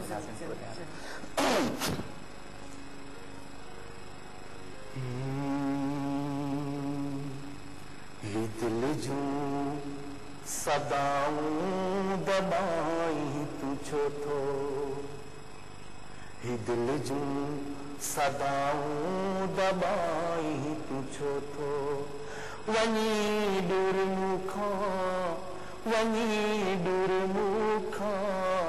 पोरोई तू छो थो दिल जूं सदाऊं दबाई तू छो थो दिल जूं सदाऊं दबाई तू छो थो न ॼाणा थो मूंखे विसारे न सघंदे पंहिंजी दिल मां हरगिज़ धिकारे न सघंदे पंहिंजी दिल मां हरगिज़ धिकारे न सघंदे जुदा थी तूं मूंखां गुज़ारे न सघंदे करे ज़ोर जज़्बन खे रोकी तू छो थो करे ज़ोर जज़्बन खे रोकी तू छो थो वञी दूर मूंखां पोइ तू छो थो दिल जूं सदाऊं दबाई तू छो थो दिल जूं सदाऊं दबाई तू छो थो जबरदस्त माशाल्लाह आवाज़ तव्हांजी तमामु बहितरीन आहे तमामु सुठी आवाज़ आहे अच्छा गुज़र साहब तव्हांखे मतिलबु बचपन तव्हांजो जेको गुज़रियो आहे उहो कीअं गुज़रियो आहे मतिलबु शरारती हुआ तव्हां सेंसिटिव हुआ शायराना तबियत बचपन खां वठी सोबर बिल्कुलु मतिलबु हरकती ॿार माना चिलविलो माना हिकिड़ो माना जेके आराम न अचे शरारती जंहिंखे चइबो आहे शरारती बिल्कुलु शरारती हेॾो मां हारी जो बेसिकली हारी जो पुटु आहियां मुंहिंजो पीउ हिन वक़्तु बि हारपो कंदो आहे हुनखे 2-4 पंहिंजा ॿार आहिनि जंहिंजी बज़ाते ख़ुदि महिनत कंदो आहे ऐं अलाह जी महिरबानी बचपन मुंहिंजो ईअं मीन्स त जॾहिं उन दौरान जेके असांजे सीनियर सिंगर्स हूंदा कैसेट जो दौर हूंदो ॿियो कुझु न हूंदो हिकिड़ी असांजे PTV जो हिकिड़ो चैनल हूंदो बाक़ी त कुझु न हूंदो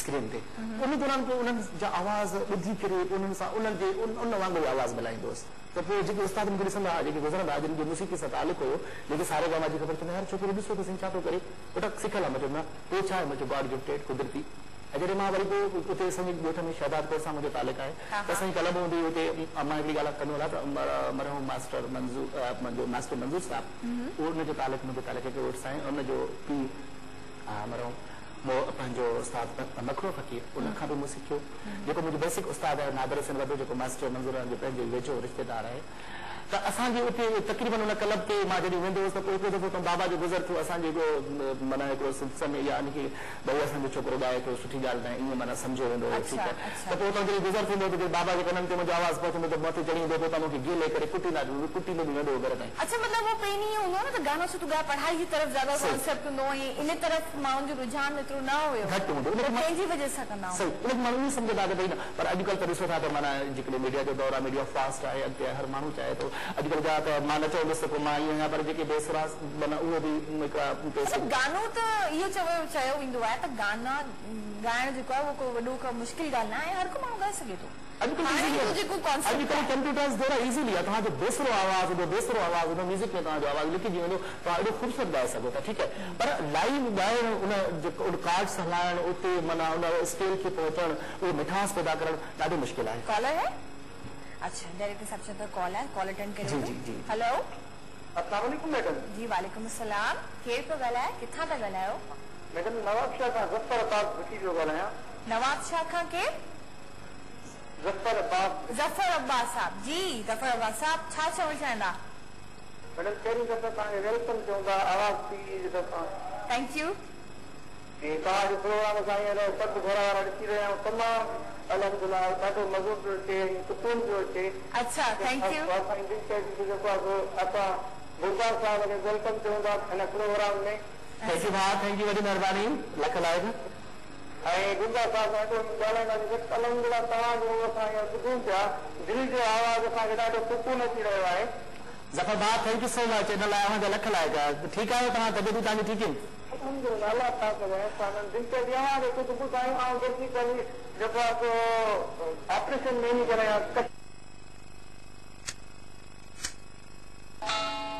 This time check is brought to you by मुझे सिंध धरती जी सुरहान चाहे। हाँ, थैंक यू। कुझु ॿुधाईंदासीं। जी जी जी मैडम तव्हां कुझु शाइर आहे, इन तव्हांखे निकिरो थोरो ॿुधाईंदा। जी ज़रूर ज़रूर ॿुधायो। दुनिया सजण ॾाढो बेज़ार आहियूं, दुनिया पाणी ॾाढो बेज़ार आहियूं, ख़ुशियूं ख़तम थी विया आज़ार आहियूं, दुनिया पाणी ॾाढो बेज़ार आहियूं, दुनिया सोना ॾाढो बेज़ार आहियूं। वाह वाह वाह वाह वाह वाह, ज़बरदस्त। इश्क सबक सिखियो, इश्क सबक सिखियो, ॾाढो ॾुखियो आहे, कलम किताबनि मंझि लिखियो आहे, कलम किताबनि मंझि लिखियो आहे, गाना चवनि अञा भी ॿार आहियूं, बढ़िया स्वामी ॾाढो बेज़ार आहियूं। Thank you so much, thank U for calling. एॾी सुठी आवाज़ हुई, खूबसूरत, तमामु खूबसूरत, बहितरीन आवाज़ हुई। माशाल्लाह। गुलजार साहब, तव्हांखे हिकु पहिरीं बि हिकिड़ो कॉलर जेको आहे मुंहिंजे खामे खां फरमाइश कई हुई तव्हांखे गाने जी। बिल्कुलु बिल्कुलु बिल्कुलु। हाँ, वो रियाज़ लांगा उस्ताद मोहम्मद खान। हाँ, उन जा बि कुझु ॿ टे शा ॻाए वठो। हाँ, उनखे बिल्कुलु ॿुधायां थो। उनखे मां एल्बम मां पंहिंजो जेको मुंहिंजो मशहूरु सॉन्ग आहे जेको रेडियो ते प्लस में मुख्त चैनल से हुनजी वीडियो ॾाढी सुठी, उहो मां ॿुधायां थो। हाँ, श्योर श्योर। तुझो प्यार मिले अहिड़ो वाओ घुले, तुझो प्यार मिले अहिड़ो वाओ घुले, तुम साहुजी मुझे बाग खुले, ओ तुझो प्यार मिले अहिड़ो वाओ घुले। जबरदस्त। हर रोज़ घुरा थो रब खां दुआऊं, पूरियूं कंदो मौला मुंहिंजूं सदाऊं, हर रोज़ घुरा थो रब खां दुआऊं, पूरियूं कंदो मौला मुंहिंजूं सदाऊं, अच लाए अची मूंखे पंहिंजे गले, अच लाए अची मूंखे पंहिंजे गले, तूं मूं सां हुजी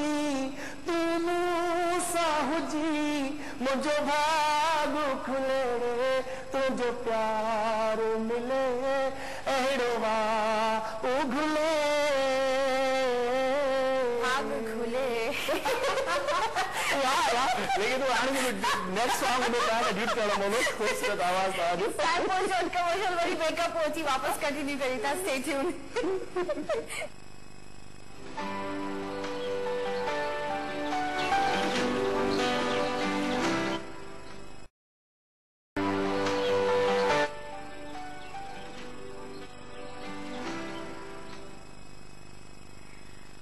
वेलकम बैक व्यूअर्स असां सां गॾु आहिनि गुलज़ार साहब तव्हां आहियो डॉक्टर गुलज़ार जी है न त मूंखे तव्हां ॿुधायो सिंगिंग जो करियर सिंगिंग भी आहे इहो बि हिकिड़ो वॾो हिकिड़ो आर्ट हूंदो आहे ऐं डॉक्टर थियण बि हिकिड़ो वॾो आर्ट आहे इन ॿिन्हिनि शयुनि खे तव्हां कीअं था मैनेज करे हलो पर हिन जे ॾिसो न मां वॾी रिस्पॉन्सिबिलिटी हूंदी आहे वॾी बिल्कुलु वॾी आहे ॾिसो डॉक्टर त ऑलरेडी मां आहियां उहा मुंहिंजी हिकिड़ी प्रैक्टिस आहे मुंहिंजी क्लिनिक आहे कंहिं सेंटर ते मुंहिंजी जॉब आहे उहा ऑलरेडी मां कयां थो ठीकु आहे त हीअ जेको मुंहिंजो शौक़ में शामिल हो शौक़ खां पोइ हिन वक़्तु मुंहिंजो प्रोफेशनल आहे हो त मां हिकिड़ो पंहिंजी टाइमिंग रखी आहे उन टाइम जेको मुंहिंजी क्लिनिक जो टाइम आहे उहो मुंहिंजो हिन शोबे जो टाइम आहे सिंगिंग मीन्स राति जो जेकॾहिं कंहिं बि इवेंट्स थींदा आहिनि मां उते वेंदो आहियां जेके हूंदा आहिनि उन हवाले सां त ॿिन्ही खे मैनेज करणु मुंहिंजे लाइ हाणे कोई मसइलो कोन्हे हाणे मां हिकिड़ी तव्हांखे मज़ेदार ॻाल्हि ॿुधायां त व्यूअर्स जेके ॿियनि ज़बाननि जा हिकिड़ी जिते मुंहिंजी क्लिनिक आहे उते हिकिड़ो तव्हांखे मां हिकिड़ो खिल वारी हिकिड़ी ॻाल्हि थो ॿुधायां ऐं मज़े वारी ॻाल्हि बि आहे त हिकिड़ी पेशेंट आई मूं वटि उर्दू स्पीकिंग हुजे चई तो डॉक्टर साहब आज बहुत ही बेचैन हूं तबियत ठीक नहीं है रात को हिकिड़ो मुंहिंजो लाइव कंहिं चैनल ते इंटरव्यू थियो जंहिंमें मां उहे ॿ ॿोल गीत जा ॻाया हुआ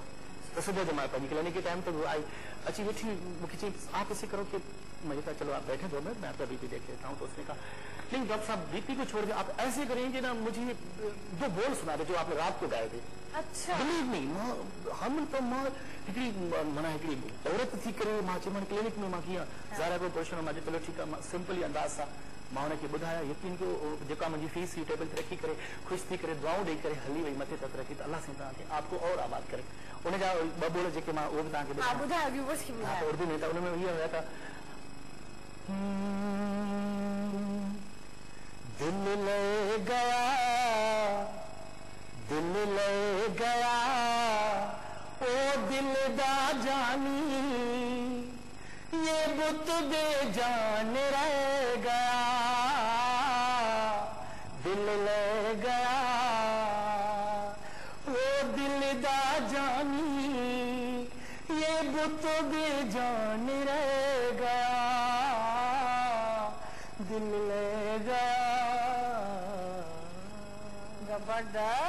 जबरदस्त जी असां अॼुकल्ह WHO जी उन खां अलावा जेका रिपोर्ट आहे त म्यूज़िक सां अॼुकल्ह फॉरेन कंट्री में इलाज बि थिए म्यूज़िक ही रोज़ जी ग़िज़ा आहे पर असां वटि अञा ताईं उन ॻाल्हि खे न सम्झो भई डॉक्टर ऐं ॻाइणु पर जॾहिं मां हिन शइ में आयुमि त मूंखे इलाही माण्हुनि ईअं चयो पंहिंजे प्लस घर वारनि मां पर हींअर मूंखे एॾी ख़ुशी थींदी आहे बिलीव कयो त जॾहिं कोई पेशेंट वटि ईंदो आहे त बाक़ाइदे उन हवाले सां ईंदो आहे त भई उस डॉक्टर के पास उन डॉक्टर वटि वञूं था जेको टीवी ते ईंदो आहे जेको ॻाईंदो बि आहे ऐं जेको ॿार नंढड़ा मूंसां एॾो प्यार कंदा आहिनि जंहिंजी का हद ई कोन्हे अच्छा मतलब तव्हां मेडिकली भी माण्हुनि जो इलाज कंदा आहियो ऐं स्पिरिचुअली भी इलाज कंदा आहियो ॿई इलाज कंदा आहियो अच्छा ठीकु आहे वेरी गुड सुठी ॻाल्हि आहे अच्छा गुलज़ार साहब इहो जेकी तव्हांखे शइ हिकिड़ी ॿुधाइण वारी आहे हुनजो तव्हां मतिलबु बि ॿुधाइजो ऐं तव्हां मूंखे ॿुधाइजो त तव्हां सां बि ज़िंदगी में छा आयो थियो आहे उहो वण ई न आहे जंहिंखे हवा न लॻी हुजे उहो वण ई न आहे जंहिंखे हवा न लॻी ऑफ कोर्स मां इहा ॻाल्हि कंदुसि त यस बिल्कुलु सही ॻाल्हि आहे इहो मुहावरो आहे असांजी सिंधी जो तमामु पुराणो उहो वण न आहे जंहिंखे हवा न लॻी हुजे जेको लुॾियो न हुजे जंहिंखे झूठो न आयो हुजे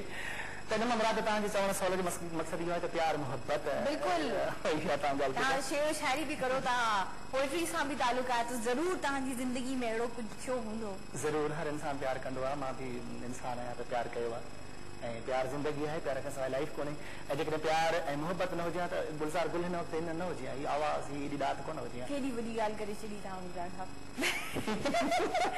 छा ॻाल्हि कजे अॼु शादीशुदा लाइफ हाणे तव्हांजी जेको आहे सो सेटल आहे पूरी सुठी थी गुज़रे मतिलबु तव्हां जेको आहे हर शइ खे मैनेज करे हलो था अल्हम्दुलिल्लाह अच्छा PTV में तव्हां पंहिंजो करियर स्टार्ट कयो सिंगिंग जो उन जे बारे में थोरो ॿुधायो हा PTV खां स्टार्ट थियो मां ॻाल्हाईंदो आहियां त हुन में प्रोड्यूसर साईं अॼुकल्ह रिटायर्ड आहे जनाब कुर्बान चन्ना साहब जे मूंखे इंट्रोड्यूस कयो पहिरियों PTV ते त उन में रहमत मीराली साहब मौसीकार हुयो पर उन दौरान हिकिड़ो PTV जो हिकिड़ो माना फर्स्ट टाइम मूंखे एॾे कंहिं प्लेटफॉर्म ते या एॾे स्टूडियो में ॻाइण जो हिकिड़ो मौक़ो थियो त लय हुजे न जेका हीअ शइ इहा शइ ॾाढो माना मूंखे हिकिड़ो सतल सरमस जो कलाम त मां खणी आहियां पर हाणे इहो ॾाढो मसइलो थियो उनमें मां इलाही मुंहिंजा रिटेक थिया हुया पर अल्हम्दुलिल्लाह पोइ बि कंफ्यूज़ थी करे उहा शइ मां चई हुयमि उनजा 2 बोल मां तव्हांखे ॿुधायां थो सतल सरमस जो कलाम आहे त सिराइकी शाइरी आहे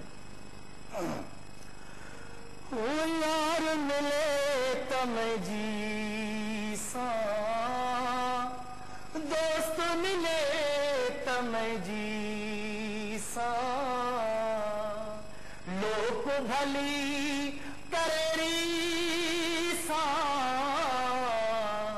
लोक भली करेरी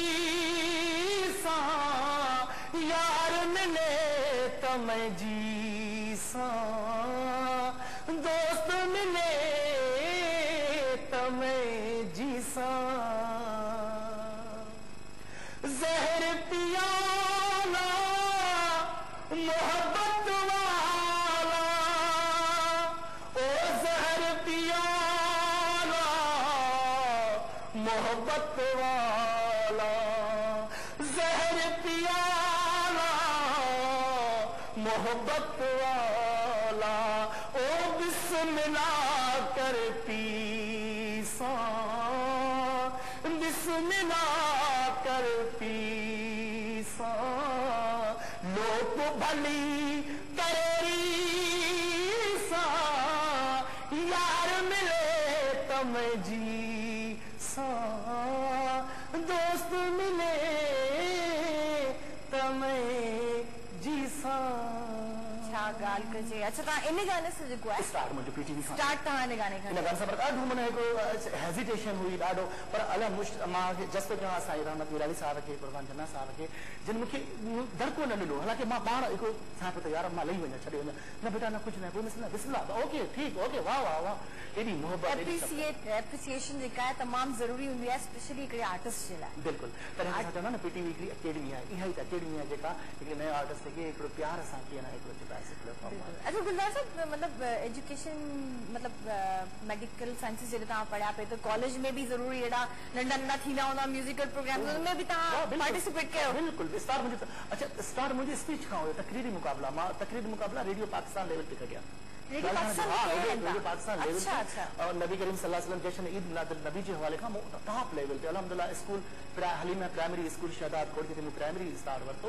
उन स्कूल जो अल्हम्दुलिल्लाह पूरे शहर जो उन स्कूल जो नालो हुयो जंहिं मुंहिंजे हिसाब सां साईं इशफाक शेख साहब जेको तकरीर लिखंदो मां उनजो नालो बि खणंदुसि त माना ॾाढो कंट्रीब्यूशन सभिनी दोस्तनि जो पर अॻ में अहलियत हूंदी आहे जेकॾहिं का शइ माण्हू में आहे त पोइ उनखे टैलेंट हूंदो आहे त बिल्कुलु उनखे अॻियां ई कयो वेंदो आहे अच्छा क्लासिकल सिंगिंग जी तरफ़ ई आहे तव्हांजो रुझान न क्लासिकल न ॾाढी मुंहिंजो आहे क्लासिकल जे लाइ करे त तव्हांखे पूरो मतिलबु सिखणो पवंदो आहे ॾाढी ॾुखी ॻाल्हि आहे ॾाढो ही त दरियाव आहे असांजी मैडम जेके मां पसंदि कंदो आहियां आबदा परवीन साहब आहे ऐं मुंहिंजो जेको जंहिंजो मां फॉलोअर आहियां शमन वीराली साहब जो त इहे आबदा साहब चवंदी आहे त अञा हुनजी एज पूरी थी वई आहे चए थी मां कुझु सिखियो ई कोन्हे हे त हिकिड़ो साउंड आहे जंहिंमां मां हिकिड़ो कप भरियो आहे आबदा परवीन त मां त अस्तगफुरुल्लाह कुझु बि न कुझु बि न क्लासिकल खे त मां छहंदो बि न त मथां मां किथे फासी पवां हा कल्चरल जेको कुदरती जो मूं वटि शइ आहे उन शइ खे ऐं मां अञा ताईं बसि सारे गामा बादा निसा खां वधीक ॿी शइ खे मूंखे का इल्म बि कोन्हे मां एतिराफ़ थी अचां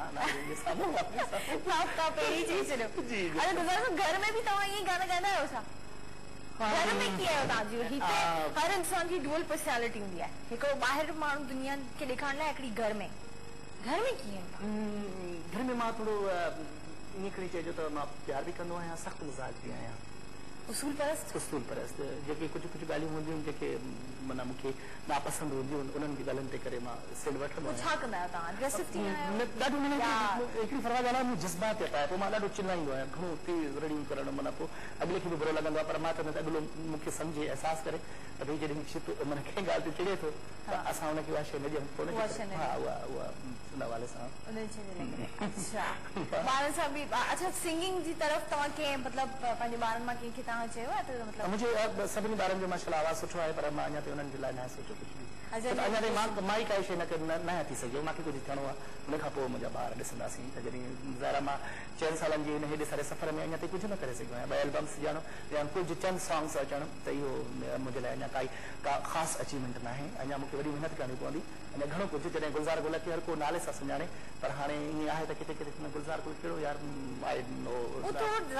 इन प्रोफेशन में थोरो टाइम ॾियणो पवंदो आहे उन खां पोइ माण्हू जेको आहे सो फेमस न तव्हां माशाल्लाह एतिरा सुठा सुठा गाना ऐं मतिलबु हिकिड़ी शइ बि न अच्छा बलोची ऐं इब्रावी में छा गाना ॻाया आहिनि तव्हां गाना ॻाया आहिनि मां उनजो बि कुझु मिसरो ॿुधायो उनजो ॿुधायां छो त असांजी सिंध में जेके माना सिंधी त सभु सिंधी आहिनि जिन में बि जेके बि क़ौमूं आहिनि पर जेके बिरावी रहनि था उन्हनि जी मादरी ज़बान घर में बिरावी ॻाल्हाईंदा आहिनि पर आहिनि उहे बेसिकली सिंधी पर उन्हनि जो उनखे माना असांखे कुझु ॾियणु खपे उहो मां 2 मिसरा उन्हनि खे जेको आहे ॼाण थो जेके एल्बम मां जेको मुंहिंजो एल्बम अचे थो उते बिरावी ज़बान मूंखे बस ज़बान यादि कोन्हे पर लिखियलु आहे त मां पढ़ी वठां ज़रूरु ब्रावी ऐं बलोची में बि तव्हां ॻायो आहे ऐं ब्रावी में हा अच्छा हुन में अगरि न आहे त बलोची में तव्हां ॿुधायो? नबरा बि आहे। अच्छा हा ये आहे त उनजी धुन कंपोज़ मूं पाण कई आहे। तव्हां पाण कई आहे? कंपोज़ कई आहे। शाइरी मुंहिंजे कोटा जो दोस्त आहे वली बेवस, जंहिंजो तमामु इलाही किताब आहिनि। पाण PhD थियल डॉक्टर आहे इन माना अदबी लिहाज़ खां। अच्छा उनजी जेको आहे सो शाइरी आहे। हा हा कने दिल कने दिल कने दिल बेवफा हिला सकनी अमर मां माना तव्हांखे सम्झायो बिल्कुलु ॿुधायो कने दिल बेवफा हिला सकनी अमर बरकनी दिल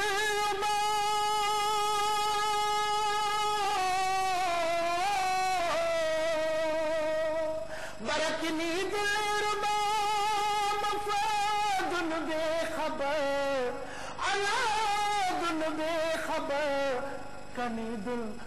कनी दिल बेवफा हिला सकनी अमर करे ने दिल कने जिताई नो सनम जवानी दाहिना मरे वही खत्म हिनादा जिंदगी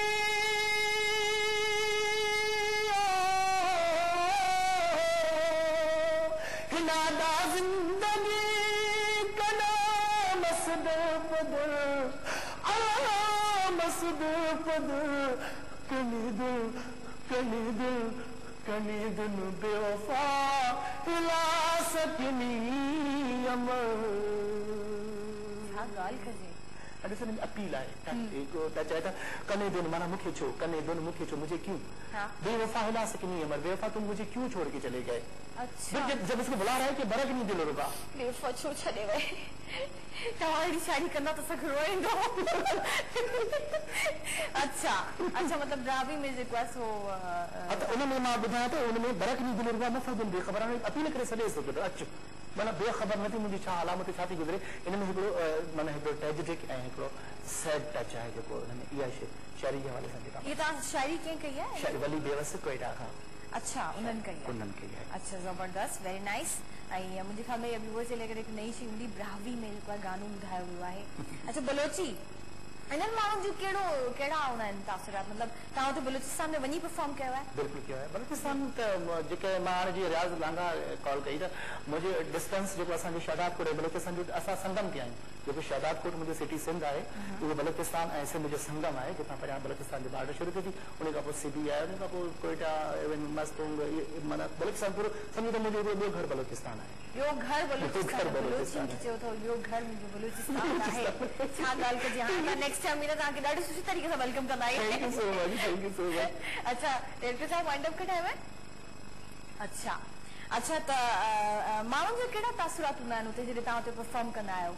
थोरा रियली ॻाल्हि ॿुधायां दिलि जी त ॾाढो प्यारु मिलंदो आहे। हिकिड़ा माण्हू न वर्क करणी पवंदी आर्टिस्ट हुते त ॾिठो वञे त हुते मतिलबु कबीला आहिनि ऐं सख़्ती मुंहिंजे ख़्याल में हुननि जे कल्चर में तमामु ज़्यादा आहे कहिड़े टाइप जा माण्हू आहिनि? न ॾिसो हर एरिया में कबीला थियनि था पिया हिकिड़ा माना हिकिड़ा छा चइबो आहे सख़्तु ज़हनियत जा माण्हू जिते किथे थियनि था पर जेके असांजा इवेंट्स ईंदा आहिनि हुते बलूचिस्तान में हुते फैमिली इवेंट्स न हूंदा जीअं असां वटि हिते इन लाइ तव्हां कयो सुवाल कयो छो त फैमिली इवेंट्स जी त सख़्ती आहे हुते न हूंदा सिर्फ़ु हुते त ईअं न थींदो हूंदो सिर्फ़ु माण्हू मर्द जेके हूंदा आहिनि उहे हूंदा आहिनि उन्हनि में उहो ॾाढो मज़ो वठंदा आहिनि पर सिंध में मां जंहिं बि नंढड़े शहर में या वॾे इवेंट्स में जिते मूंखां मोस्ट सीनियर्स हूंदा आहिनि जिते मां सोचींदो आहियां त यार हाणे हिते एॾा वॾा नाला वॾो इहो कब्ज़ा आहे हिते मां त कुझु न आहियां पर यकीन खे फरवा जिते उहे वॾा नाला परफॉर्मेंस करे वेंदा आहिनि उन खां पोइ जॾहिं मां ईंदो आहियां त मूंखे एतिरी मोट मिलंदी आहे त उन्हनि वांगुरु पोइ मां अलाह जो लख एहसान सम्झ में त भई को वॾो सिंगर ॻाए वेंदो आहे त पोइ पब्लिक वेंदी कोन्हे चवंदी आहे बसि यार ठीकु आहे फलाणे खे ॾिठोसीं हलई था वञूं घर ॾे पर वेट कंदा आहिनि ऐं अलहमदिल्ला जिते बि मां वियो आहियां त माण्हुनि ॾाढो प्यारु ॾिनो आहे ऐं ॾाढो सारायो आहे इहा रब जा लख करम नवाज़ी आहे असां अच्छा असांजे यंगस्टर्स जे लाइ असांजी आवाम जे लाइ स्पेशली सिंध जे भातियुनि जे लाइ तव्हांजो कहिड़ो मैसेज? सुठो मैसेज इहो ई हूंदो आहे त आर्टिस्ट जेके बि कला जंहिंमें कलाकार आहियूं मां उन हवाले सां इहो ई कंदुसि त सिर्फ़ु प्यारु वंडियो प्यारु विरायो मोहबत ऐं मोहबत जो दूर तूं हा नफ़रत तूं ख़तमु कंदो त इहो मोहबत कंदो त हर मसला आसान थी वेंदा, हर तकलीफ़ दूर, झीड़ा झगड़ा इहे बर्बादियूं सभु ख़तमु थी वेंदो। प्यार आहे त प्यार खां सवाइ त ज़िंदगी आहे न, ज़िंदगी कोन्हे न, प्यार आहे त ज़िंदगी आहे सभु कुझु। इहो मुंहिंजो मैसेज आहे पूरे पंहिंजे सिंध वासियुनि लाइ, पंहिंजे बलोचिस्तान वासियुनि लाइ, अव्हांजे लाइ। तव्हां सां हिकिड़ो आख़िर में वाइंड अप करण खां पहिरीं हिकिड़ो सॉन्ग पंहिंजे व्यूअर्स खे ॿुधाईंदासीं, पर पहिरीं उन्हनि खे ख़ुदाफ़िज़ चई छॾां, पोइ तव्हांजी तरफ़ ईंदासीं। मां खिलाई खणो पवंदो हा हा न, तव्हां हिकिड़ो ॿ टे मिसरा ॻाइजो न सुठा सुठा। व्यूअर्स सुभाणे वरी तव्हां सां गॾु रहियूं, ऐं हाणे असां जेको आहे गुलज़ार साहिब जी तरफ़ कैमरा जो रुख सॼो गुलज़ार साहिब जी तरफ़ करियो, जो गुलज़ार साहिब हाणे गानो ॻाइण वारा आहिनि। Thank you so much for watching. जी गुलज़ार साहिब।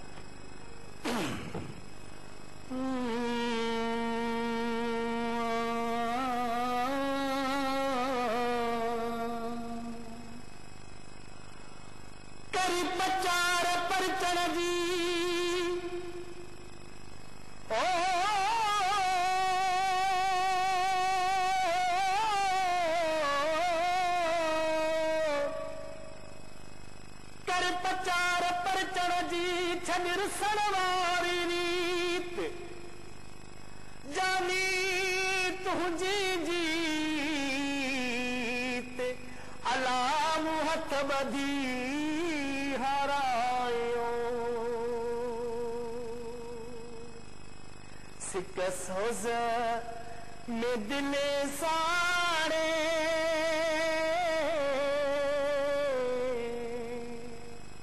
मोहब्बत जा के मच बारे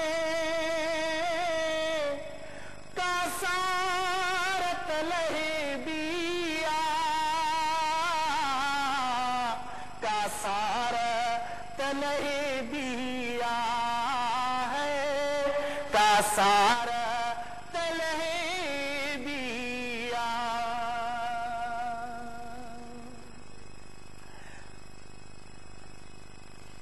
कहीं दज तो फेंके